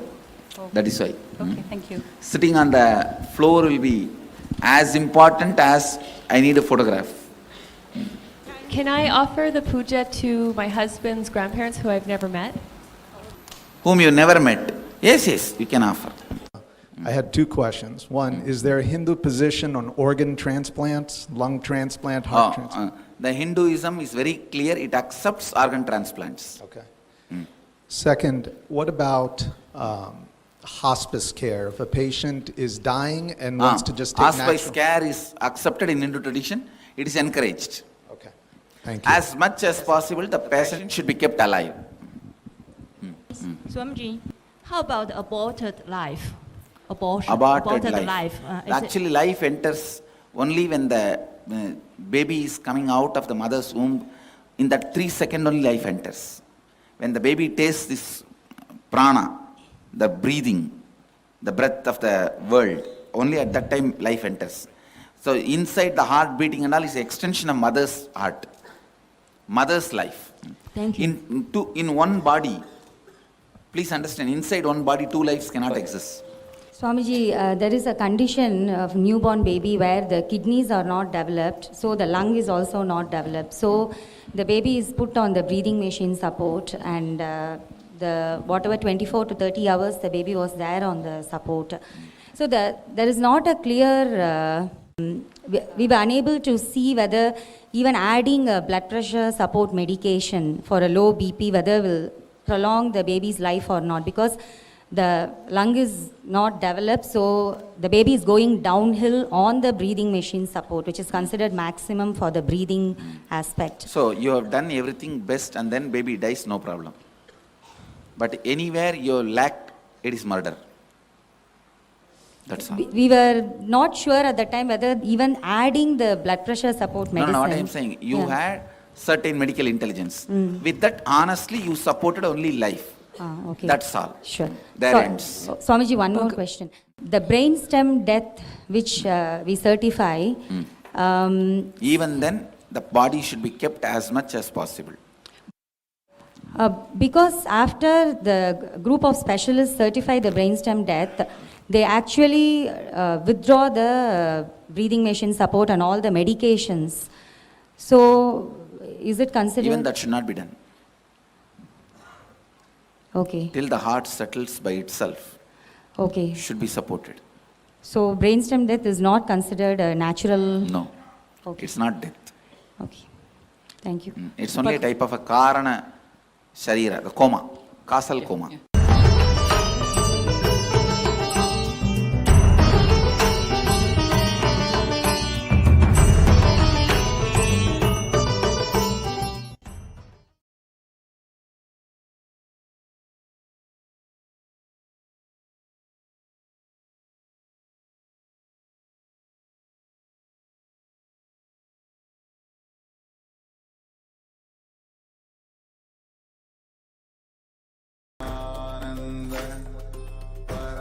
Paramashivoham. Om Nithyananda Paramashivoham. Om Nithyananda Paramashivoham. Om Nithyananda Paramashivoham.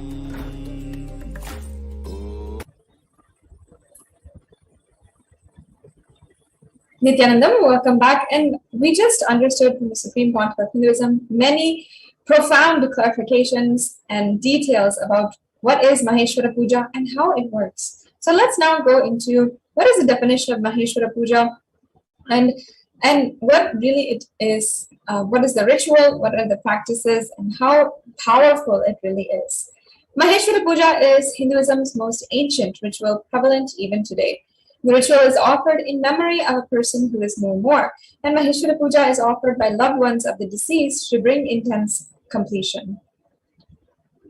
And during the Maheshwara Puja, incarnations complete with the departed souls. Maheshwara Puja instantly bestows the performer with peace, completion, and emotional relief to smoothly recover from the trauma of the loss of a loved one.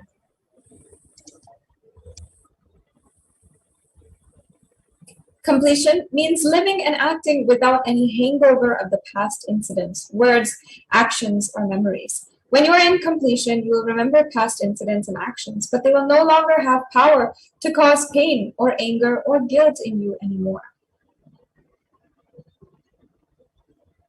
And during the Maheshwara Puja, your request for completion is offered in the form of bhiksha, or food to the avatar, the incarnation as per Hinduism, and only the avatar can trace the departed soul in the cosmos and relieve both you and that being, the departed soul, of the incompletions.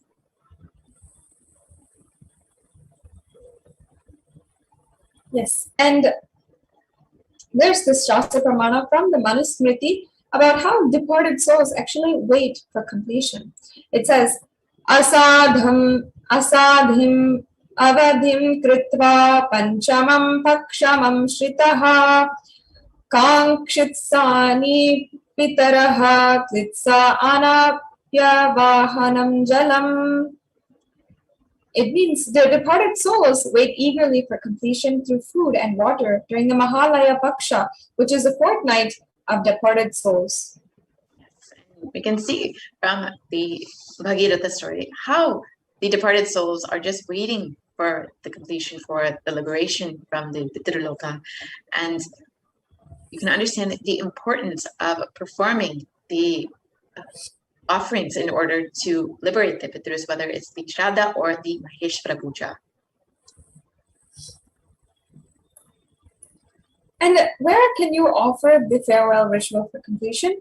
The tradition says that the Bodh Gaya, the Gaya where Buddha became enlightened, where Bhagavan Vishnu's feet are worshipped, that place is very well known for energy of Pinda and Pinda Shraddha for the completion with the departed souls. And the tradition says that the Badrikashram, Bhagavan Kala Bhairava himself receives Brahma Kapala holding Brahma's skull and receives the Pinda and offers it to Bhagavan Vishnu on our behalf. So, and also Manas River near Kailasa in the Himalayas. So these are the three places where you can offer the Shraddha rituals for completion with the ancestors.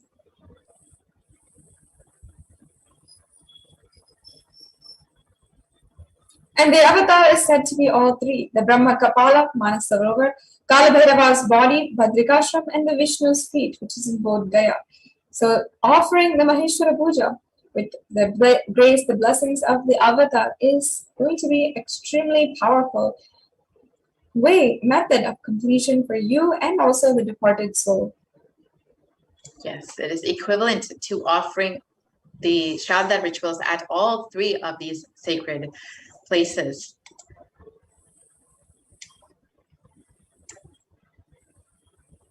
And if it so happens that the departed soul has already taken the next birth, by offering the Maheshwara Puja, you will be relieving them of their karmas, and suddenly the soul starts progressing in their journey, wherever he needs to progress. So the ritual is like completing the completions at both ends. It is a blessing of an incarnation when he sits and accepts the Maheshwara Puja.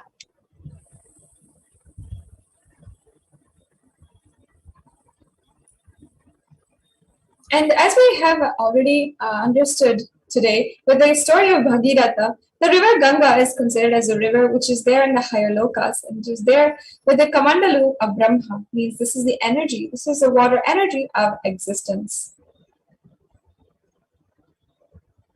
Yes, so let us understand a little bit about Kailasa's Maheshwara Puja, which the Supreme Pontiff of Hinduism has been making available for humanity over the last 27 years continuously. And over the last 2 years, since the beginning of this pandemic, since the beginning of Pralaya, the Supreme Pontiff of Hinduism has made the Maheshwara Puja available. Kailasa has made the Maheshwara Puja available twice a month on the no moon day and the full moon day for all the departed souls who are experiencing the suffering or incompletions at this time, in order to liberate them from these incompletions, these sufferings that they may be facing.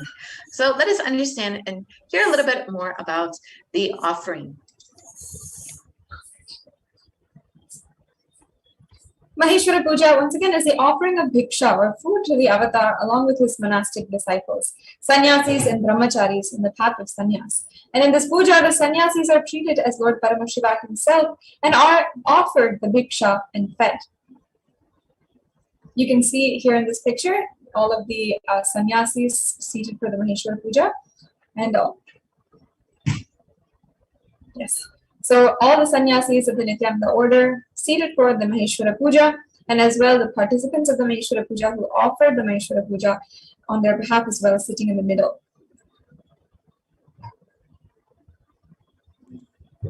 Yes, and now, as we explained earlier, the Supreme Pontiff of Hinduism has been continuously making the Maheshwara Puja available for humanity over the last 27 years. So let us look at a recap of some of these Maheshwara Pujas.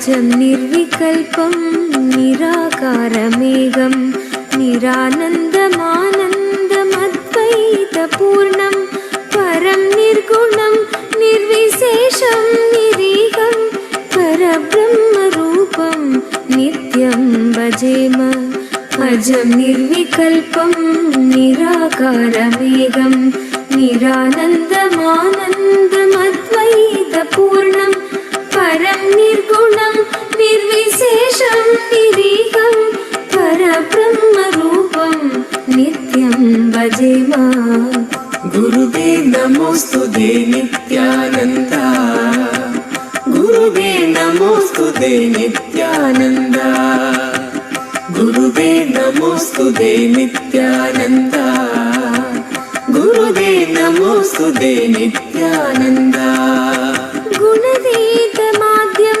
चिदानन्दरूपं चिदाभासकं सर्वगम्यातगम्यं मुनिन्देपरूपं महासम्भरेशं परब्रह्मरूपं नित्यं भजेम गुणतीतमाद्यं चिदानन्दरूपं चिदाभासकं सर्वगम्यातगम्यं मुनिन्देपरूपं महासम्भरेशं परब्रह्मरूपं नित्यं भजेम गुरुवे नमोस्तुते नित्यानन्दा गुरुवे नमोस्तुते नित्यानन्दा गुरुवे नमोस्तुते नित्यानन्दा गुरुवे नमोस्तुते नित्यानन्दा जगत्कारणं कारणज्ञानरूपं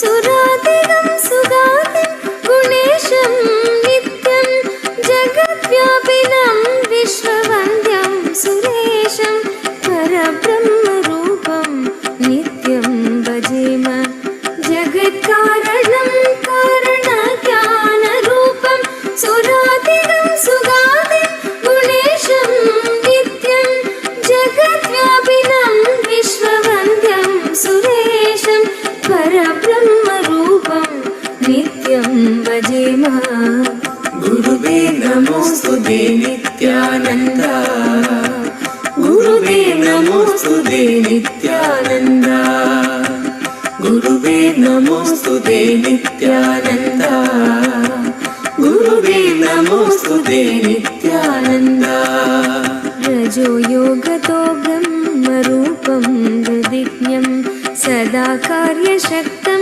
हृदाचिन्त्यरूपं जगत्कारणं सर्वविद्यानिधानं परब्रह्मरूपं नित्यं नतास्म रजो योगतो ब्रह्मरूपम्.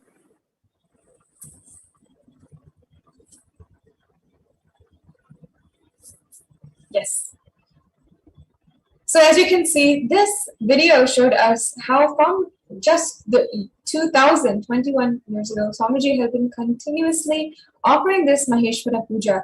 The Maheshwara Puja was a way that Swamiji has been liberating the souls, the departed souls.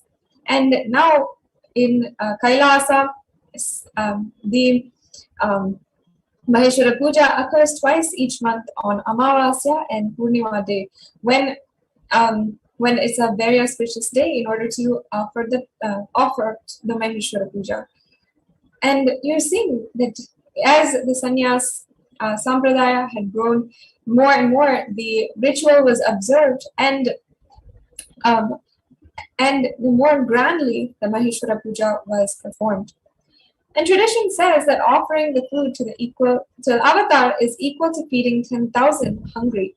The best place on planet Earth to give the Pinda Tarpana, the food for the departed souls, completion with living and those who left the body, is the stomach of a sannyasi. That is the Jataragni, the digestive fire. The hunger of a sannyasi is the best fire into which you can offer the Pinda Tarpana. And there is a shloka 3 from the Shoma Shamu Padati, describes the Maheshwara Puja, and it states, the sannyasis and brahmanas who have been initiated into the Shiva Diksha are eligible to be appointed as the representatives of the Pitrus in the Shraddha offering. So you can see the direct reference of the Maheshwara Puja here. And not only that, as an Apta Pramana, the Maheshwara Puja was also practiced by Ramana Maharshi in Tiruvannamalai. It is one of the rituals which he himself had sat for and did very much the same process as Supreme Pontifical Hinduism is doing today. And in the Ramana Ashram, they still conduct the Maheshwara Puja, and they were always, when Ramana Maharshi was living in the body, they were always conducting this Maheshwara Puja as well by feeding the sannyasis and feeding all of those initiated into sannyas by Ramana Maharshi, Bhagavan Ramana Maharshi.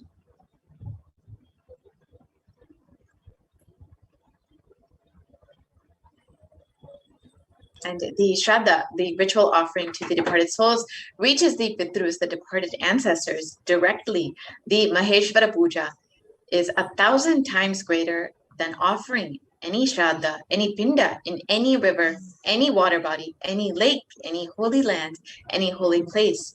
The reason being, the sannyasis intend only to have enlightenment, having renounced all other desires and needs. So serving them with intention of completion brings about the same effect in the departed souls and helps them attain enlightenment and get merged with the cosmos. The tradition says that one morsel of rice offered and served to the avatar liberates 7 generations up and 7 generations down of the heredity of the Maheshwara Puja participant. And those many extra morsels of rice fed bestows that many kalpas, and a kalpa is equivalent to 4.32 billion human years of life in Kailasa, in the space of an enlightened master to the participant. It's actually such a blessing to literally have these. To have literally Kailasa guaranteed for you. Yes, and the Supreme Pontiff of Hinduism personally receives the bhiksha and the food offering using the astronomical chart or a photograph of the departed soul. The Supreme Pontiff of Hinduism brings completion to not just the unfulfilled emotional verbal commitments, but also everything and anything you were insensitive to them about. And so we'll hear a little bit more about the Maheshwara Puja offering after a very quick break.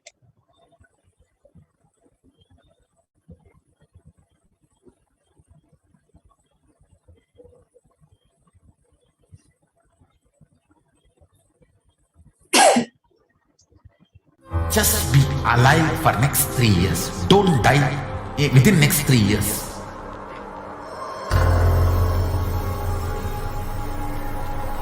Just don't die within next 3 years. Be alive. Somehow be alive. I'm working sincerely. I will reach you somehow. Somehow I will reach you. It's my commitment to humanity.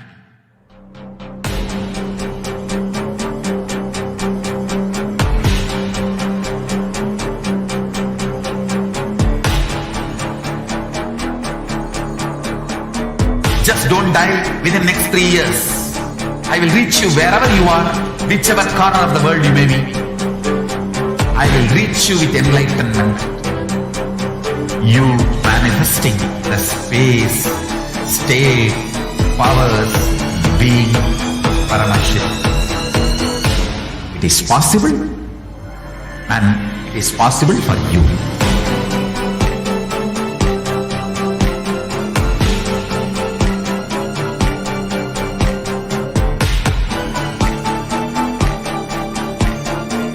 Paramashiva will reach you with enlightenment science.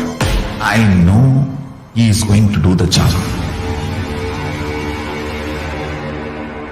Just be alive for next 3 years. Nothing else.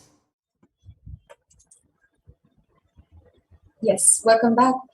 So, what is the difference between Shraddha and Maheshwara Puja? One essential question. In Maheshwara Puja, completion is both for you and the departed soul, so their next journey is free of karmic baggage. Maheshwara Puja can be conducted only in the presence of an avatar who can connect to the departed soul in the cosmos.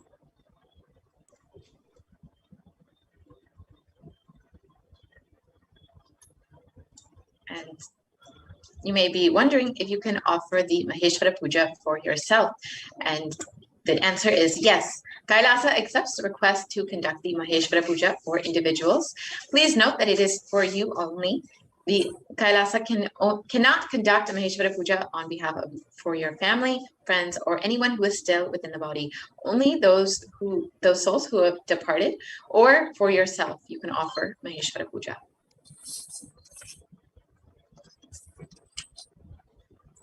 If you have any questions about offering the Maheshwara Puja, if you want more information, you can place your request at Kailasa's kailasamailer.com/sevas, and Kailasa's service will be reached out to you immediately.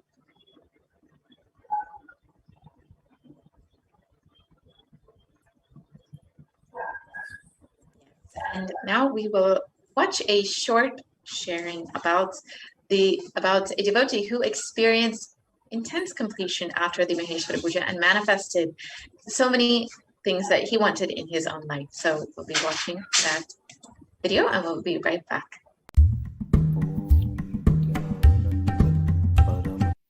Nithyanandam. I am grateful for this opportunity to share a few words about Swamiji, about my association with Swamiji. I think back in 2008 or 9, I landed up on a YouTube video of Swamiji, and ever since that time, I think I could not even stop watching the videos because of the effect they had. It just basically opened up worlds of wisdom that is based on Hindu scriptures. And in general, basically, I did have some gurus and some masters alongside my journey, and I think I was looking for answers for several of my growing years. But the moment I saw Swamiji and I got associated to his teachings via YouTube, I think almost that settled a lot of things in me, and I know that I don't need to look for anything else. Then I started being associated with Swamiji in one way or the other, by just being a part of several of the programs, and also meeting him in person. Back in the day, Swamiji used to offer programs that we could actually sit at his feet and learn from the master. So I was exposed to that teachings back in something like 2014 or so. I think I did my first IA as well, and just before that, a few years before that,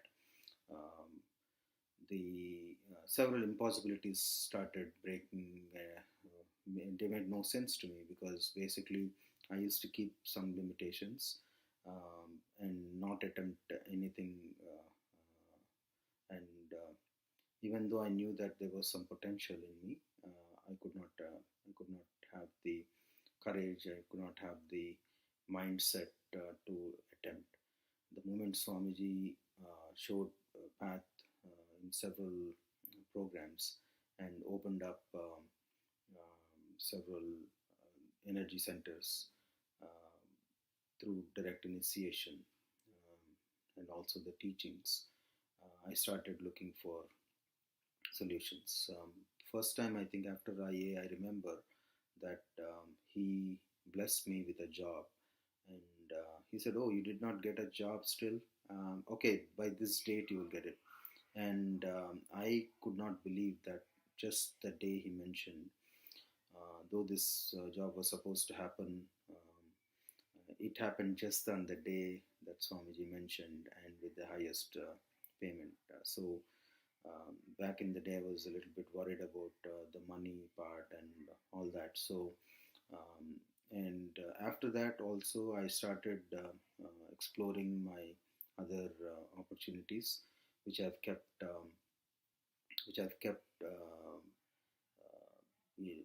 in the background and was not attempting. So I bought a franchise.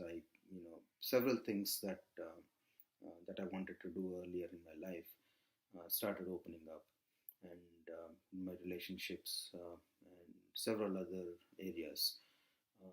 I remember in one of the IAs, I actually met with an accident, and Swamiji literally took care of me as a baby for about a few weeks, and I was completely, everyone around me was surprised how I handled it so well. I mean, I said it's not because of me, because I knew that Swamiji was working in the background to handle that. It was one of the spinal injuries, so pretty serious in the normal context, but the way I could come out of it, and I'm absolutely very well functioning in health. And recently I performed Maheshwara Puja, which I've been delaying a lot, and I did not know there are some breakthroughs that I need, that I was looking for, and after Maheshwara Puja, I can tell you that just within the next 24 hours or so, I landed up in another salaried job, though I was not looking for it, another 10-20%. I mean, I'm just saying that the faith and connection with the Master is something that I value and cherish all my life, and I just landed up in two different unknown things opening up because of the Maheshwara Puja that I performed. And anytime if I'm also looking for solutions, I pray to him. I talk to him every day at home. I have the Atma Murti, and then I close the door or just talk to him. And also I experience very solutions in the form of his teachings come to me, surface automatically when I just remember him or pray to him for solutions. So thank you, Swamiji Nithyananda.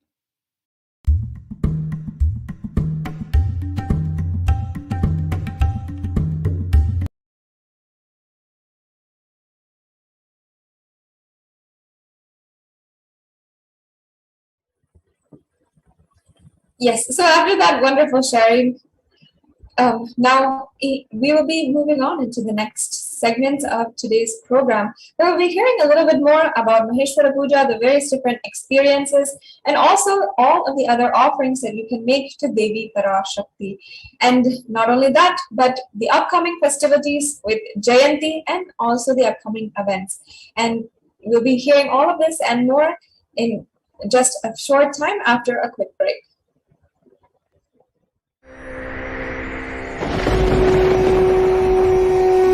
Ultimate divine descends in human body and expresses its extraordinary powers and experiences playfully.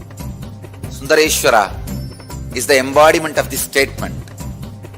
He is not Shiva as you understand, sitting in the Himalayas, frozen in the ice, in Samadhi. Sundareshwara is an artist with tremendous heart, ready to listen to human sufferings, ready to bend for human emotions. The one and only thing you need to obtain his grace is simple feeling connection. That's all. He bends for anybody, to any level. Even the word compassion is too small. He is still available. Even now, he is there. He assumes human body and relates with you, answers you, responds to you, raises you.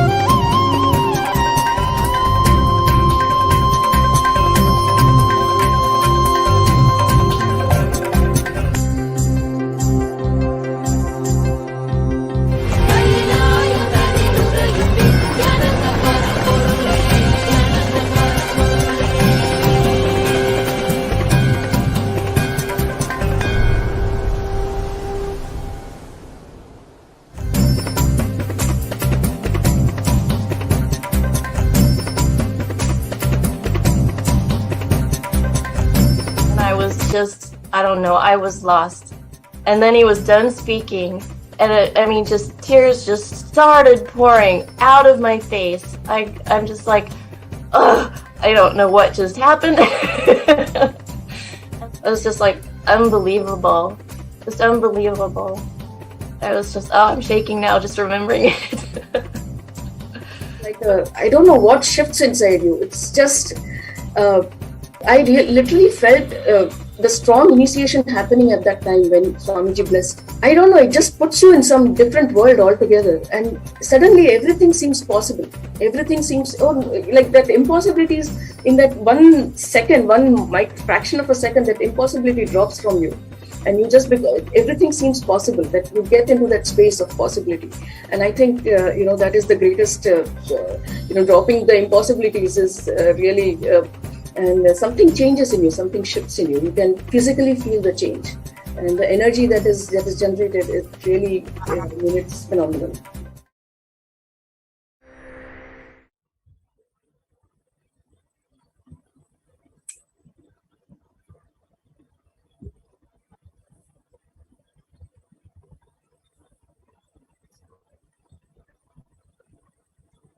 Is the greatest, dropping the impossibilities is really, and something changes in this.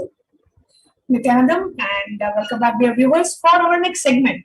And we all heard about the Maheshwara Puja and how significant is Maheshwara Puja, and how it is actually the only ritual that we have to liberate the departed souls with the grace and blessings of the Supreme Pontiff of Hinduism.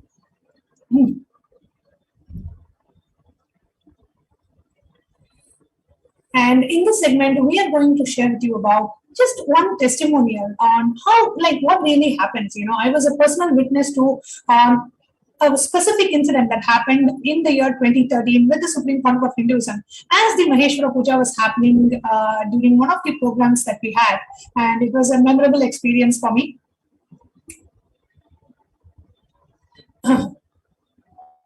So just this experience that I had with the Maheshwara Puja.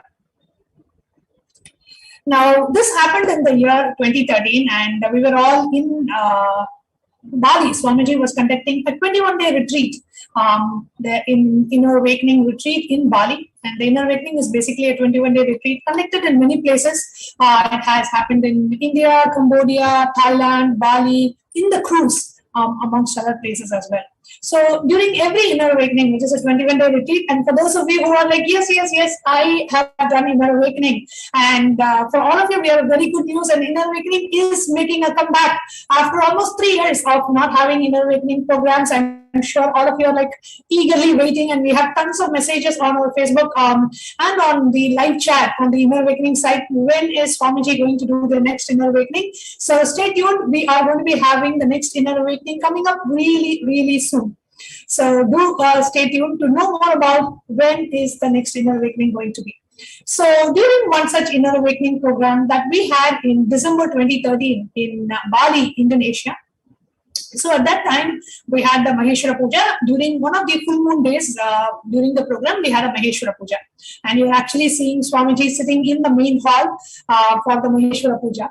So the Maheshwara Puja is when Swamiji and all the monastic disciples, like you see in the picture, all of us sit and the food offering is made to Swamiji and all his monastic disciples. We partake the Pinda Prasada. And the food that is partaken is connected to the completion of the departed souls, and the departed souls experience completion. So during one such Maheshwara Puja, what happened was, typically what we do is all the participants, whoever wants to receive blessings for the departed souls, they submit their pictures either in print or via email. Then we make a board. You can see in the picture that you see on the screen. So there is a board where the pictures of all the departed souls are pasted. And as Swamiji partakes the Pinda Prasada, Swamiji looks at and connects to all the souls that have the departed souls, and Swamiji liberates them. So the puja was happening. We chant the Sankalpa mantra, and then the 15th chapter of Guru Gita, and then the Guru Puja starts. So the chanting is going on, and Swamiji, what we do is, traditionally what is to be done, the sannyasis go for begging, get the food that is begged, and cook together, and then the Guru mixes all the food, and Guru gives the food from his own hands. Here we don't go for physical begging now, but it's all online. So here the participants, they offer their contribution, and the food is prepared.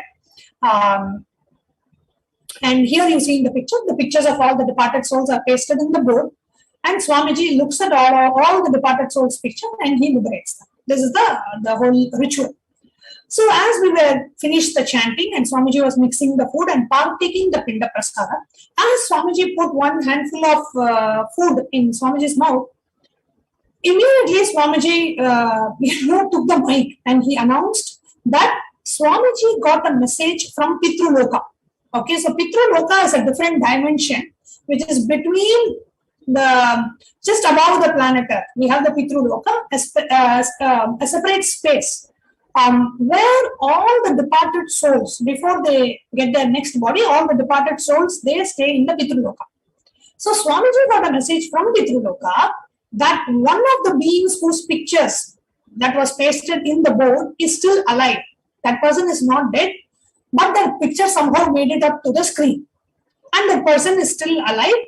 And if Swamiji, as Paramashiva, accepts the Pinda, accepts the Shraddha offering, means the offering for the departed souls, then the Pitruloka, they will have to take the life of the soul and then accept the Pinda, accept the Shraddha, the food offering. So this is the message that the Pitruloka has sent, has told Swamiji. Swamiji, this one soul who's still alive.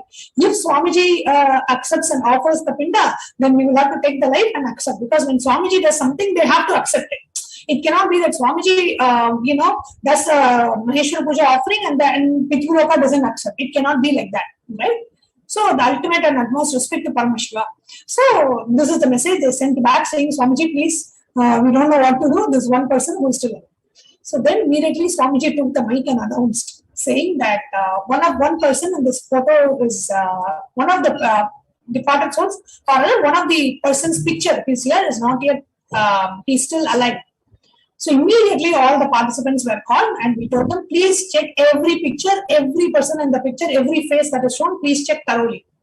And after we thoroughly checked, we came to know that one participant, out of her unawareness, she had given the picture of, I think, her mother, if I'm not wrong. But in that picture, there was one other person in the picture along with the mother. It was like a group picture, but she forgot to crop out that person's face. So we immediately removed that and we cropped it out and put it, and then Swamiji accepted offered the Pinda and the Pitruloka accepted it. So please understand, every offering that is made during the Maheshwara Puja is directly accepted and by the Pitruloka, and it is directly related to the completion of that soul. So Maheshwara Puja is a very, very, very sacred offering. And if at all you want to do anything for any of the departed souls in your family, the best offering that you can do is Maheshwara Puja.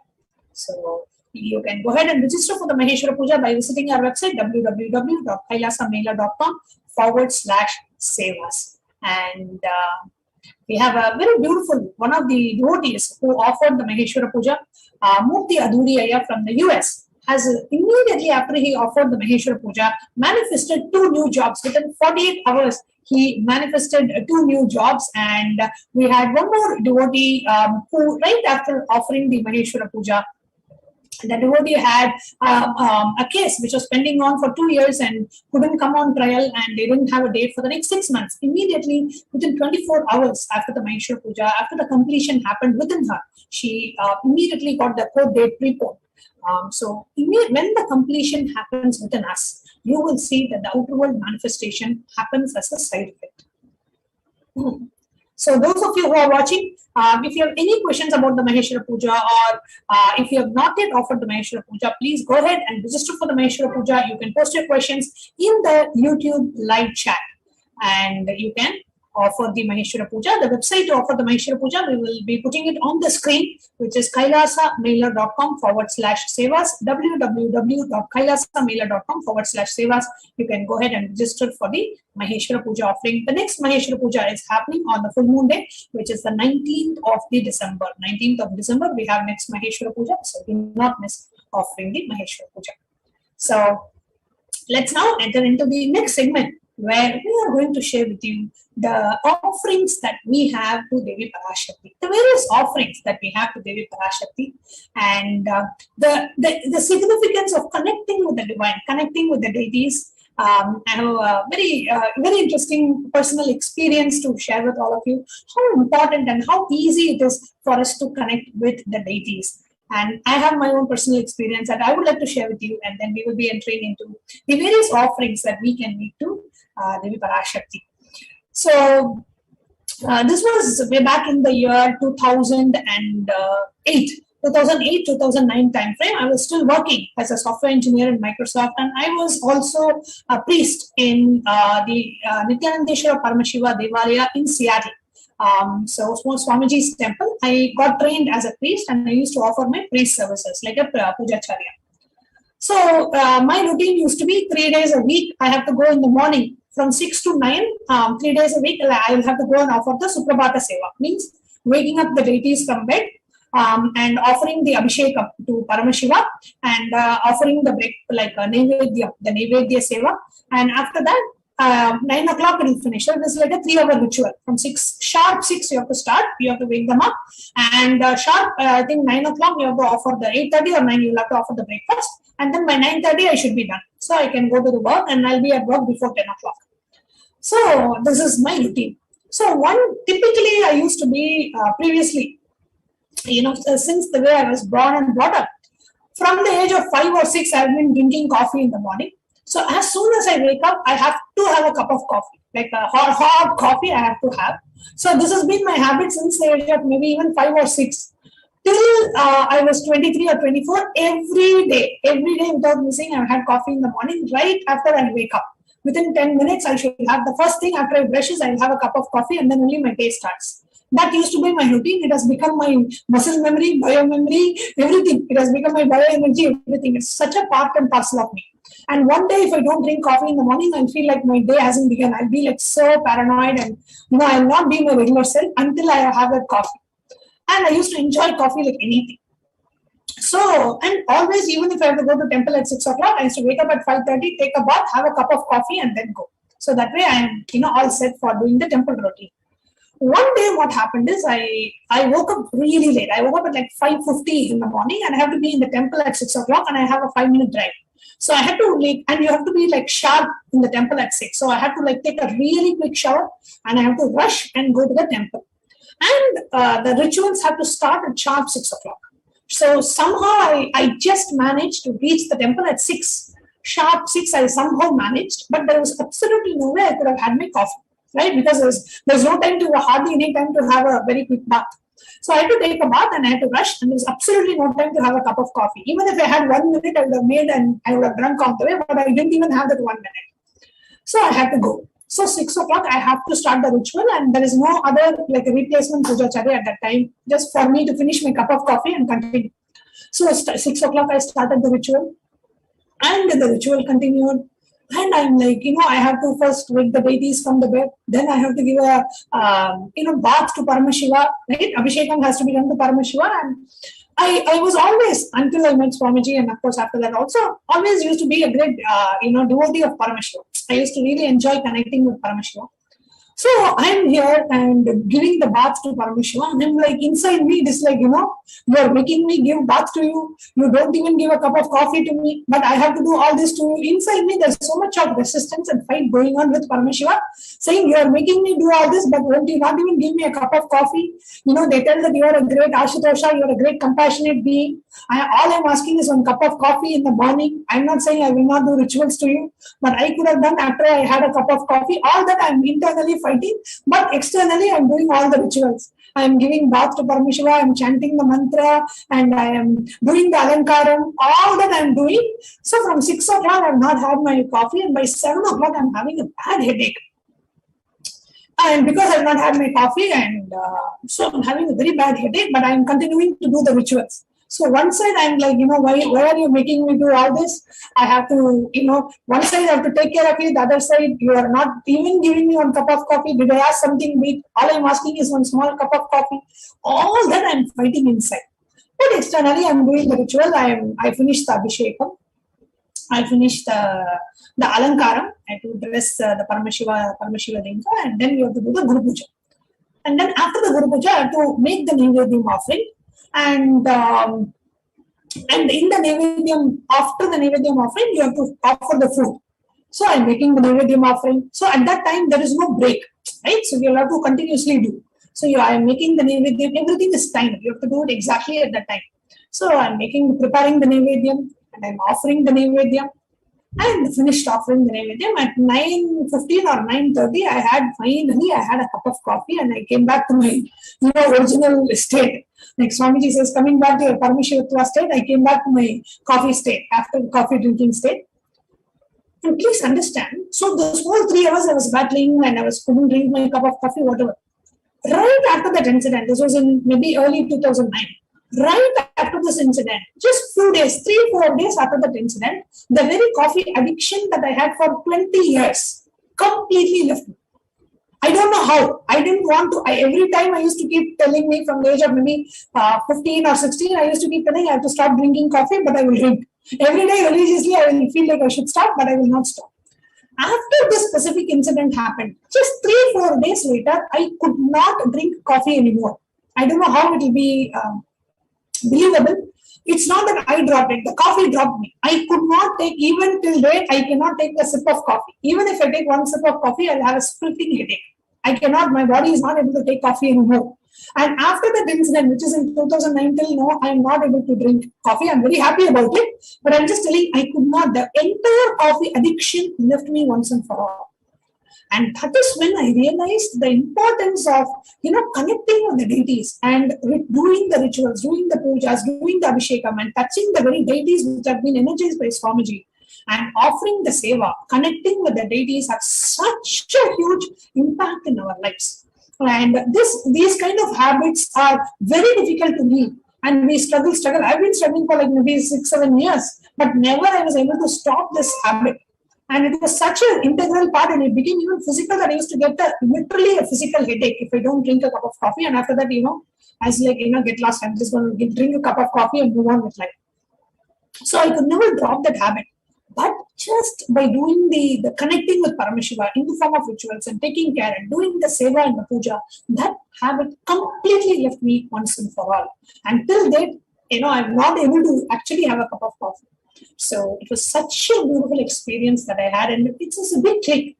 Just one day, instead of going through my regular path of having the coffee, the life just made me. Swamiji actually made me go through that ritual of just performing the temple rituals, and that completely removed the pattern for me once and for all. So connecting with the deities and offering the seva, offering the rituals to the deities heals us, helps us in so many ways which we cannot even understand. So offering of our worship, offering of our sevas and connecting to the deities and offering our love, gratitude and devotion goes a long way for us to experience Devi Parashakti, experience our beloved Swamiji.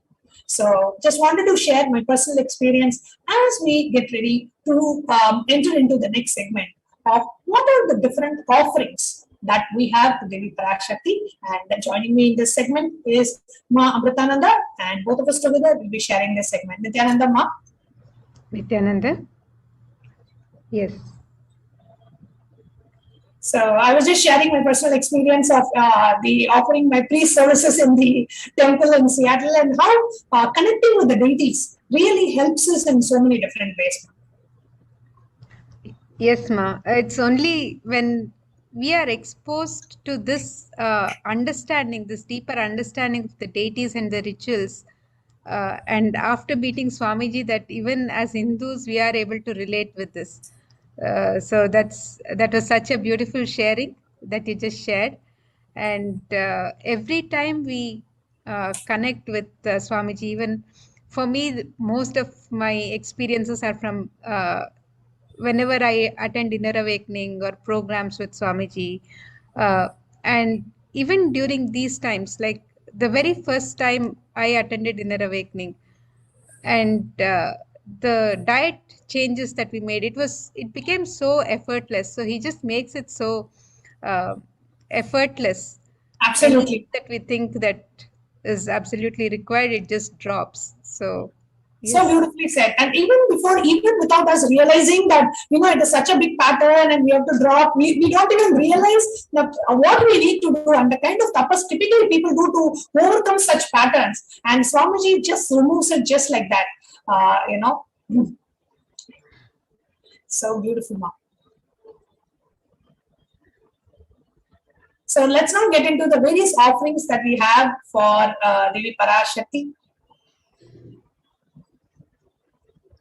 Yes, so the first offering we have is the e-hundi offering. And this is similar to the hundi offerings in the temples, where we can offer any token of gratitude to the divine when we receive the darshan. So with the e-hundi offerings, you can make any offering of any amount and in multiple currencies. And Devi is described as Bhakti Priya in the Lalita Sahasranama. This verse describes Devi's love for true devotion. Let's look at this verse. Bhakti Priya Bhakti Gamya Bhakti Vashya Bhayapaha Shambhavi Sharadaradhya Sharvani Sharmadhaini. And the translation for this verse, it says, Devi is fond of true devotion and is realized through true devotion. She can be won over through true devotion and she removes all fear. If there's any fear in the minds of the devotee, Devi is sure to remove that fear. It is stated that Devi likes to be worshipped in autumn, and here it is meant the autumn of our lives when our thoughts turn more and more inwards. The role of the divine is known and understood clearly. The need for Devi worship then becomes stronger. Shambhavi is the consort of Shambhu, Lord Shiva. Sharadaradhya is Devi, who is worshipped by Sharada, Devi Sharada herself, Devi Saraswati. And Sharvani is the wife of Lord Shiva. Linga Purana describes Shiva as Lord, as Sharva in his earth form. And Sharmadaini is Devi who bestows a happiness on her devotees. So you can make your offering of gratitude and devotion to Devi Parashakti through the e-hundi offerings on the website www.kailasamailer.com/sevas, and you can make this offering in multiple currencies and any amount of your choice.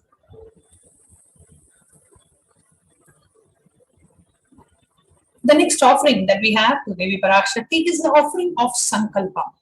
The Saundarya Lahari, the reference so beautifully says, let the mantras I chant with the sacrifice in my soul become chanting of your name. Let all my movements become auspicious mudras. Let my travel become perambulations around thee. Let the act of eating and drinking become fire oblations in the homa to thee. Let my act of sleeping become salutations to you. And let all actions of the pleasure of mine become part of your worship. So, blessings for both asked and unasked, remembered and forgotten wishes. Whenever we talk about remembered and forgotten, I'm sure every disciple will remember about Swamiji, because even if we forget, even if we don't remember, Swamiji will remember everything that Swamiji blessed us, and what we want to ask also Swamiji remembers, and he brings it out of us and he blesses us. Not only Swamiji identifies what we forget, he makes us understand what we have forgotten, and he reminds it to us, and Swamiji fulfills that also. So any desire you have, Swamiji will ensure he fulfills it, and he will make sure we experience that desire. So desires are not wrong, and especially with Swamiji, you can have any desire as long as it is not against the very purpose of your life and the commitment and the path, the lifestyle that you have chosen. As long as it is in alignment to that, any desire is perfectly fine, and Swamiji literally fulfills all our desires. And when we have Swamiji, we just feel like, Swamiji, anything that you need, you will just go to Swamiji, whether it is from healing your mobile phone to healing the laptop to healing the hard disks to healing your leg to healing your kidneys to healing your children to healing your car, anything and everything, we just go to Swamiji and say, and Swamiji literally does everything for us. And just connecting with Swamiji and all the Paramashivoham participants and all the inner awakening participants, each of us have Atma Murtis in our house, right? Just going and sitting in front of the Atma Murti and literally talking. If you have Guru Padukas, wonderful. If you have a Paduka Mandir, just touching the Padukas and literally connecting with the deities and connecting with the divine, connecting with the Guru.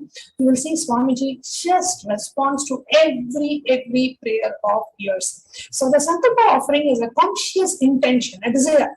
You just express your intention. The Vedic tradition says you don't even have to fulfill your desire. Just express your desire. This is my desire. Come and in front of the divine being, come in front of the Guru and say, Swamiji, this is what I am.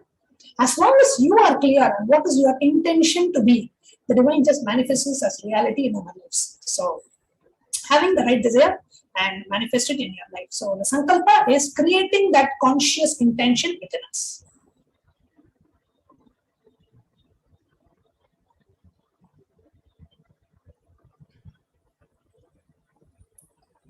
Yes, and the next offering we have is the Devi Sahasranama Swarnakasu, which is the offering of the pure gold coin, where each coin is inscribed with one of the 1008 sacred names of Devi Parashakti. And you can make this offering in 3 different denominations and any number of coins as you wish to offer. And this offering, where each coin is inscribed with one of the 1008 sacred names of Devi Parashakti, the names which describe her Ananta Kalyana Gunas, the very divine qualities of Devi Parashakti. And when you make this offering, you're also blessed to manifest and awaken these very same divine qualities, divine attributes of Devi Parashakti herself. So you can register for this offering on the website www.kailasamailer.com/sevas.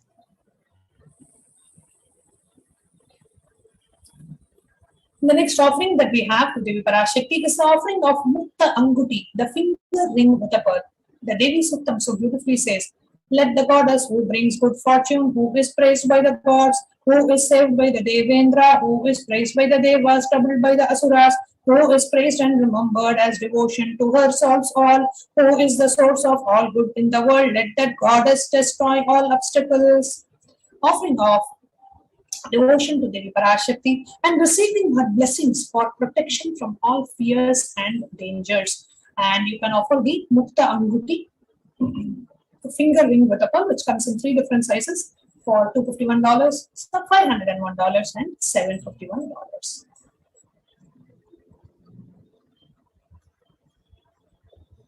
And the next offering to Devi Parashakti is the offering of the Swarna Padma Pushpa, which is the gold lotus flower. And this prayer to Devi Parashakti describes Siddhi Buddhi Prade Devi Bhukti Mukti Pradayini Mantra Murte Sada Devi Mahalakshmi Namostute. And the translation for this verse, it says, Devi who bestows accomplishments and intellect, who showers worldly prosperity, Devi who powers the subtle mantra of the cosmos, I bow to you, O Devi Mahalakshmi. And you can make this offering of the Swarna Padma Pushpa, the gold lotus flower, Devi Parashakti, and be blessed with all the auspiciousness and blessings to attract positive relationships in personal and business endeavors. So you can make this offering on the website www.kailasamailer.com/sevas. The next offering that we have to Devi Parashakti is the offering of Swarna Veti, the golden torii. The beautiful reference from Saundarya Lahari which says, Lord Brahma, the creator of your selects the dust from your feet and creates this world. The great Adisesha with his 1,000 heads somehow carries the dust of your feet with great effort. And the great Lord Rudra takes it and powders it nice and uses it as his holy ash. So offering of the Swarnameti to awaken the leadership qualities in you and by offering the worship to the divine lotus feet of Devi Parashakti.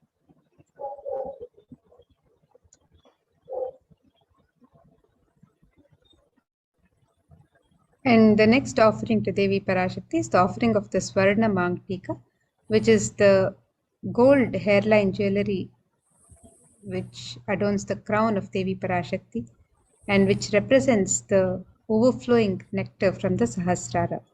Devi is described as Sudha Sarabhivarshini in the Lalita Sahasranama Stotra. And this means she who makes the nectar flow from the Sahasrara Chakra, which permeates through all our 72,000 nadis and the Agna Chakra, the third eye, and gives us the ultimate experience of the cosmos. So you can make this offering of the Swarna Mangtika, the gold hairline jewelry, and receive the blessings for an enlightened lifestyle. You can register for this offering on the website www.kailasamailer.com/sevas.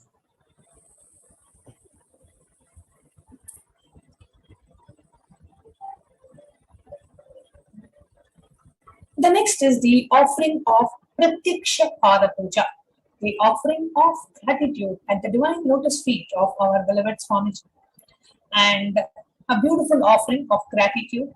The reference above for the Pratyaksha Pada Puja is from the Guru Ashtaka. It says, Yasho me gatam dikshu dana pratapa jagat vastu sarvam kare yat prasadat Manaschena lagnam guroram dvipadme tatakim tatakim tatakim tatakim. My repute has traveled in all directions through my philanthropy and prowess. All the things of this world are in my hands as reward for my virtues. Yet if one's mind is not centered upon the lotus feet of the Guru, what then, what then, what then? Connecting to the Supreme Pontiff of Hinduism, and offering our gratitude at the divine lotus feet of our beloved Swamiji is the Pratyaksha Pada Puja offering, which is very, very, very sacred. In the Guru Gita, Bhagavan Paramashiva says that Dhyanamoolam Guror Murti, Puja Moolam Gurov Padam, Mantra Moolam Guror Vakyam, Moksha Moolam Gurov Kripa. It says Dhyanamoolam Guror Murti. The root of the meditation is meditating on the form of the Guru. Puja Moolam Gurov Padam. The root of the worship is worshipping the sacred feet of the Guru. And Mantra Moolam Guror Vakyam. The root of all the mantras is the words of the Guru. Moksha Moolam Gurov Kripa. The root of the moksha, the liberation, is literally the compassion of the Guru. Just through the compassion of the Guru, the liberation can just be attained, and that for which we take millions of birth. We take birth again and again and again and again. That liberation just through the compassion of the Guru. That is why the Guru is given the highest sthana in the Vedic tradition, because ultimately realizing the ultimate purpose of human life can happen only with the Guru. And just for us to understand how difficult it is to attain liberation, right? I will share one small incident that happened with Swamiji. Well, with Swamiji, nothing is small, but everything has a very deep significance. So we were, Swamiji used to go for a walk.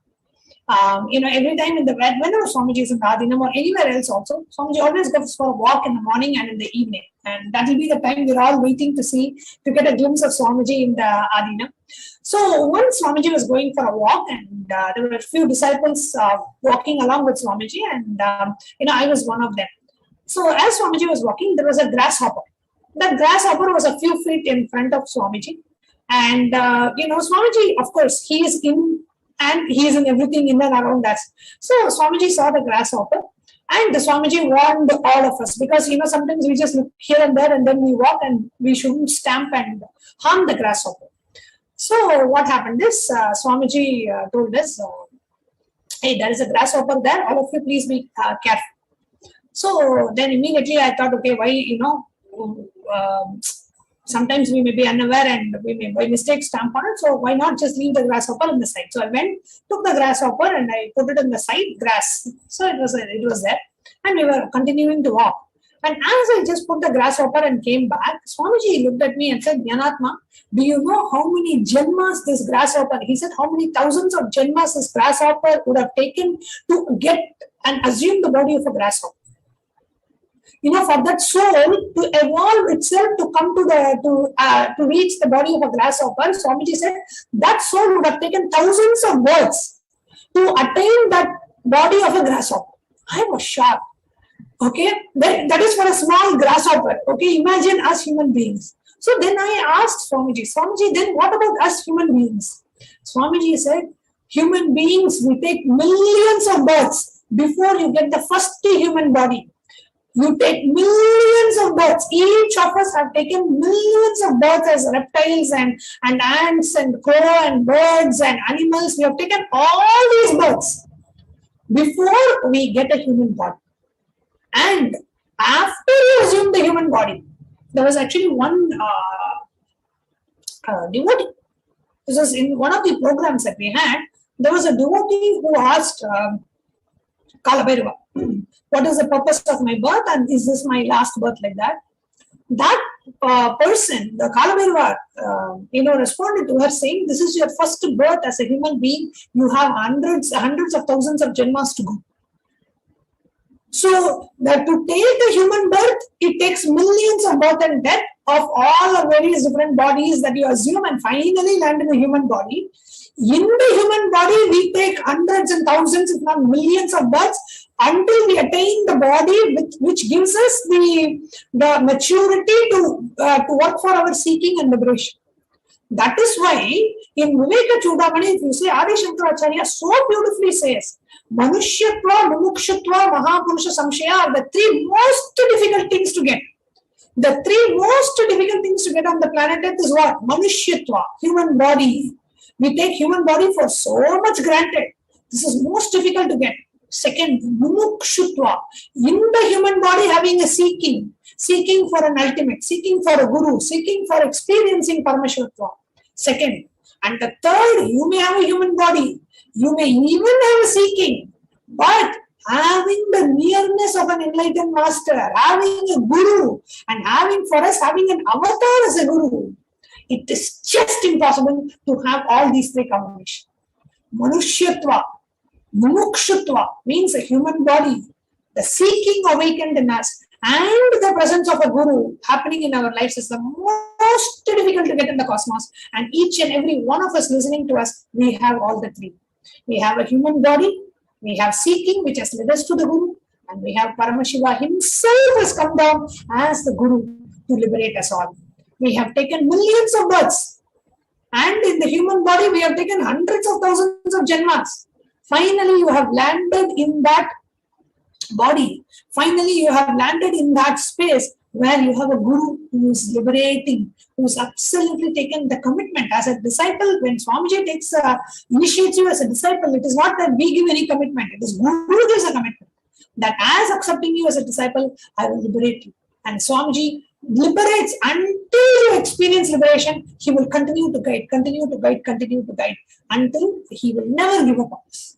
For that being who has happened to liberate us from the karmas of millions of births that we have had. And in this birth, we have ultimately reached the source who is going to liberate us. What can we do? What else we can do? Just other than saying, thank you so much. What have I done to have a guru like you in my life? Thank you so much. That offering of thank you from the depths of your being, when that happens, that is the Pratyaksha Puja offering. An offering of gratitude. Just remembering, even, you met Swamiji 2 years back, 5 years back, 10 years back, remembering the different clicks that you have received, the powerful cognitions that you have received, the knowledge that you have received, how your body has experienced the higher level experiences, the higher states of consciousness, what all you have experienced after Swamiji has happened in our lives. Just remembering each and every one and offering our gratitude at the divine lotus feet of our beloved Swamiji is the sacred Pratyaksha Puja offering. Yes, Mamratama, what would you like to share a few words about the Pratyaksha Puja? Yes, ma. Actually, as you were sharing about the Sankalpa and how, Swamiji always even when we say asked and unasked, it is Swamiji who gives us this experience, and also the Pratyaksha Puja. I was reminded of my first Pratyaksha Puja with Swamiji, and when he came to US and in 2009, and that was the first time we had the opportunity to be in his presence for the in this lifetime at least. And so the first day we attended a Yoga Sutra discourse, and I was still in that phase where I was not very accepting of going to gurus or asking for something, because we have been brought up in this kind of ambience. So first day when I went, actually they handed me a note to write down a prayer request. I'm like, no, I don't want any note. I'll just go ask directly. So So when I went there, like that was the first time I experienced. I was totally tongue-tied. I didn't know. I was totally blanked out. I didn't even know what I would have wanted to ask.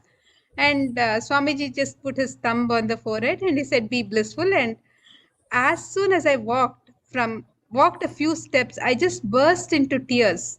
Beyond my control, I just burst into tears and I didn't know why I was crying. I couldn't explain and I couldn't stop.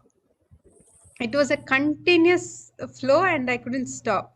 So then my husband, Sri Amrita, he came and asked me, "Why are you sitting and crying here? You know, you're in Swamiji's presence and why are you crying?"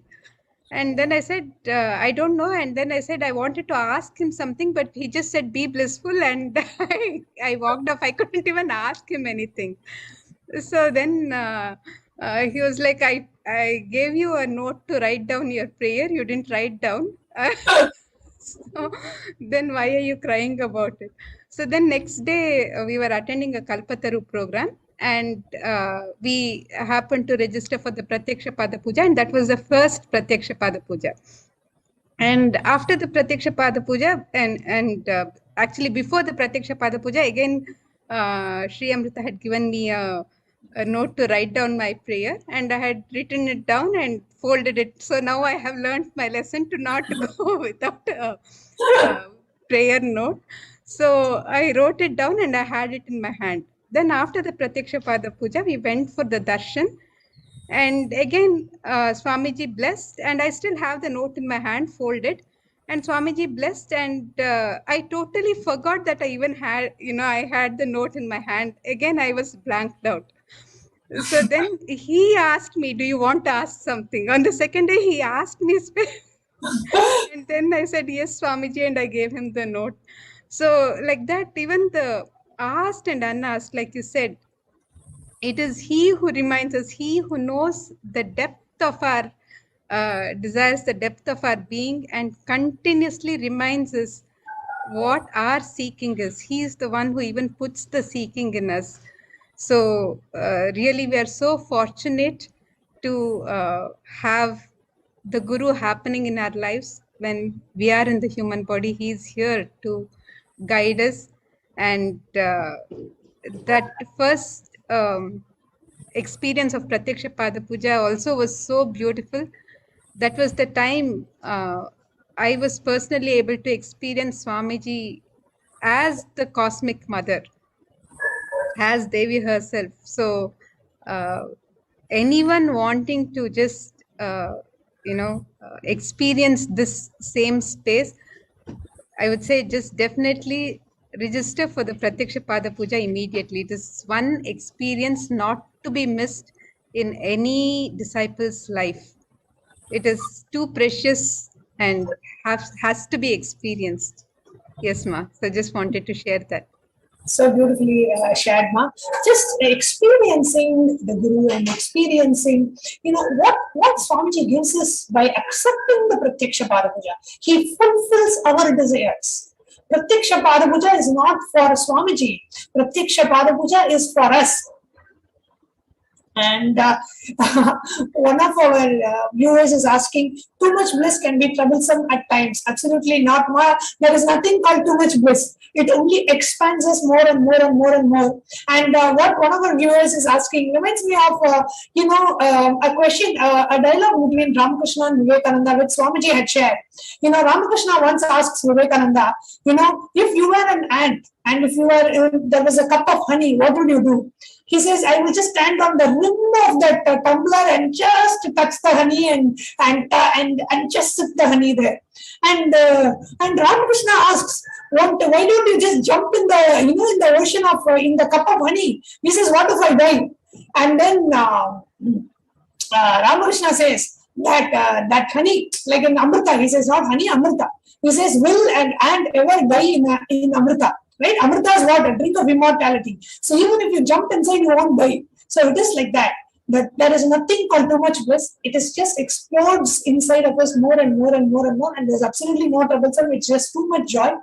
And the more and more we walk into the path with the Guru, it is just it's a very beautiful experience, a relationship, and it's a very intimate relationship that you experience as a guru disciple. How the guru guides you in every step of the way. And if we just look at the Mahabharata war and how Krishna is responsible for Pandavas winning. Nothing. It has nothing to do with Arjuna's great bowling skills or Bhima's great Gadayuddha skills.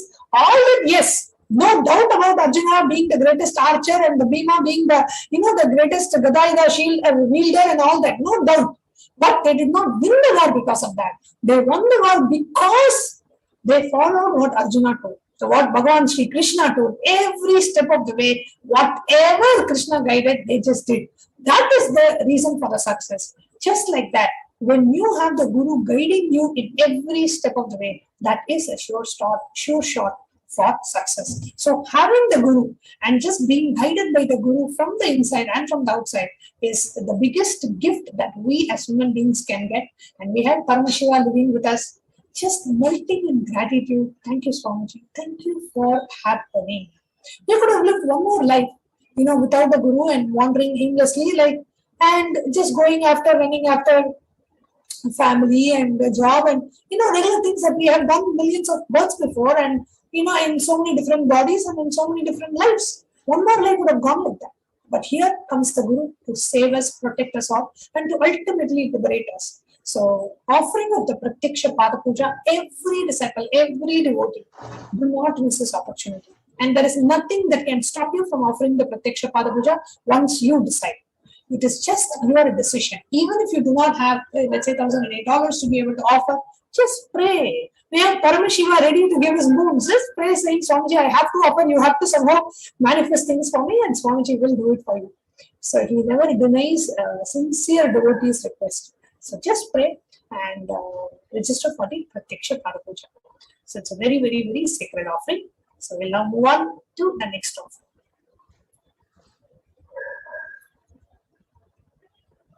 Yes, and the next offering is the offering of the Vastra Seva, which is the offering of the sacred cloth to Guru. And this is also an offering that you can register for along with the Pratyaksha Pada Puja. So as you register for the Pratyaksha Pada Puja, you can also offer the Vastra Seva, and it will be your name will be chanted during the offering of the Vastra Seva. Your sacred cloth will be offered in your name, and you will also get to do the Pratyaksha Pada Puja. So you can register for this offering of the Vastra Seva also along with the Pratyaksha Pada Puja, and you can register on the website www.kailasamailer.com/sevas. And this is a traditional offering which bestows one with the sweetest path to enlightenment and complete protection. So you can register for this offering on the website. The next offering is the various offerings that we have shared with you so far, the Hundi offering, the Sankalp offering, which is just $1 per person, the Sahasra Nama Swarna Tasu, which is the gold coin offering, which comes in 3 different sizes, the Mutta Anguti, the finger ring with a pearl, which also comes in 3 different sizes. You can offer whichever one you want. The Swarna Padma Pushpa, the golden lotus offering, comes in 3 different sizes. The Swarna Miti, the golden toe ring, the Swarna Mantika, the golden handling jewelry, the Pratyaksha Pada Puja, the offering of gratitude, and the Vastra Seva, the offering of the cloth. So these are the various offerings that we have for Devi Parashakti. And you can go ahead and register by visiting the website www.kailasamailer.com/sevas. Even if you have just an intention to offer, means you do not have the money to go ahead and pay right now, but you really want to do, then we have a suggestion for you also is you can go ahead and do the step 1. Step 1 is just intention. You submit your intention saying, I want to do, and you receive Swamiji's blessings. Step 2 is where you actually go ahead and do the payment, and step 3 is after the payment, you fill the confirmation. So yes, we have the links from step 2. So you have the e-Hundi offerings, which you can offer in multiple currencies, the US dollar, Australian dollar, New Zealand dollar, Canadian dollar. Euro, Indian rupees, Singaporean dollar, Malaysian ringgit, Great Britain pound, and Chinese yen. And you can make this offering in any amount and in any of the currencies. And the ornaments and sevas, you can make the offering on this website, where you can offer the Sankalpa chanting, the Devi Sahasranama Swarna Kasu in 3 denominations, the Mukta Anguti in 3 different sizes, the Swarna Padma Pushpa, the gold lotus flower in 3 different sizes, the Swarna Metti, which is the gold touring to adorn the sacred lotus feet of Devi Parashakti, the Swarna Mangtika, the gold hairline jewelry, the Pratyaksha Pada Puja, the Vastra Seva, and any of the traditional offerings and sevas to Devi Parashakti. You can make the offerings on the website www.kailasamailer.com/sevas. And once you've made your offerings, also you can fill out the Sankalpa details. The Sankalpa details are your name and the names of your family members to be chanted during the offering of the pujas and the rituals to Devi Parashakti. So you can fill out the form on step 3. So these are the various offerings and of ornaments and sevas that you can offer to Devi Parashakti during the darshan today, as we receive the darshan of Devi Parashakti. And with that, we come to the conclusion of today's segment. And before we conclude, we just wanted to share a very, very, very important announcement. On the 14th of December, which is just a couple of days from now, we have the very, very, very special event. We have the 14th of December, Kailasa is celebrating the Jayanti, the day when Bhagavad Gita was delivered to the world by none other than the Purnavatara Bhagavan Sri Krishna. So on the day when Bhagavad Gita was delivered to the world 5,000 years back, Bhagavan Sri Krishna revealed the Vishwarupa Darshan, his divine cosmic form, to Arjuna and gave him the experience of the cosmic consciousness. And today, on the very same day, 5,000 years later, the avatar of our times, the Supreme Pontiff of Hinduism, is giving that exact same Vishwarupa Darshan to each and every one of us. So we have a very special program on the 14th of December, which is called the Parandama Vishwarupa Darshan. The program starts at 4 p.m. in the evening, and the darshan starts from 8 p.m. onwards. However, we do sincerely recommend all of you to attend the program to prepare yourself to receive the darshan. Even if you see in Bhagavad Gita, Krishna prepared Arjuna for 10 chapters, and only the 11th chapter is the Vishwarupa Darshan. So we need to be prepared to be able to behold that beautiful cosmic form of Bhagavan Parandama. So we are all so blessed. Because if at all you have read the chapter 14, the 11th chapter of Bhagavad Gita, you always feel, how would it have been if I had the darshan of the cosmic form? What would it be to have been Arjuna and to behold the cosmic form of Bhagavan Krishna? Many of us may have wondered. To answer our prayers and to shower us with the boons, here comes the Supreme Pontiff of Hinduism giving us the Parandama Vishwarupa Darshan, the beautiful divine form, the cosmic form of Bhagavan Parandama. And we are all so blessed. We don't know what we have done to be able to catch the glimpse, the Vishwarupa of the Pontiff of Hinduism. So it's a very, very, very beautiful,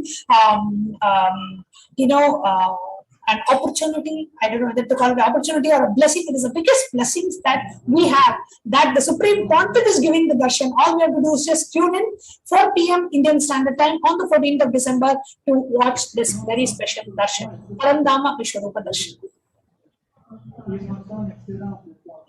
So that's coming up on the 14th of December, and the Jayanti celebrations, the 21-day Jayanti celebrations is starting right around the corner on the 18th of December, and the 28th of December we are celebrating the 45th Avatar Day celebrations, Jayanti of the Supreme Pontiff of Hinduism. So do come and join us for the Jayanti celebrations, and the Pratyaksha Pada Puja and the Tulabharam will be happening on the 28th of December. You can go ahead and register in the same site, www.kailasamaila.com/sevas. So with that, we come to the conclusion of this segment, and the next will be moving on is we'll be watching Satsang delivered by the Supreme Pontiff of Hinduism. So let's all stay tuned. We'll be concluding this segment with the Purna Mantra, and we'll be moving on to the Satsang now. So here you see on the kailasamailer.com/sevas, you see the Nithyanandotsavam, the 21-day Brahmotsavam starting from the 18th of December. So with that, we will be ending the Purna Mantra, and please do stay tuned to watch the Satsang by the Supreme Pontiff of Hinduism. Om Purnamada Purnamidam Purnat Purnamudachyate Purnasya Purnamadaya Purnamevavashishyate. Om Shanti Shanti Shanti Harihi Om Tatsat. Sarvam Bhagavat Shri Nithyananda Paramashiva Paduka Arpanamastu. Om Nithyanandam.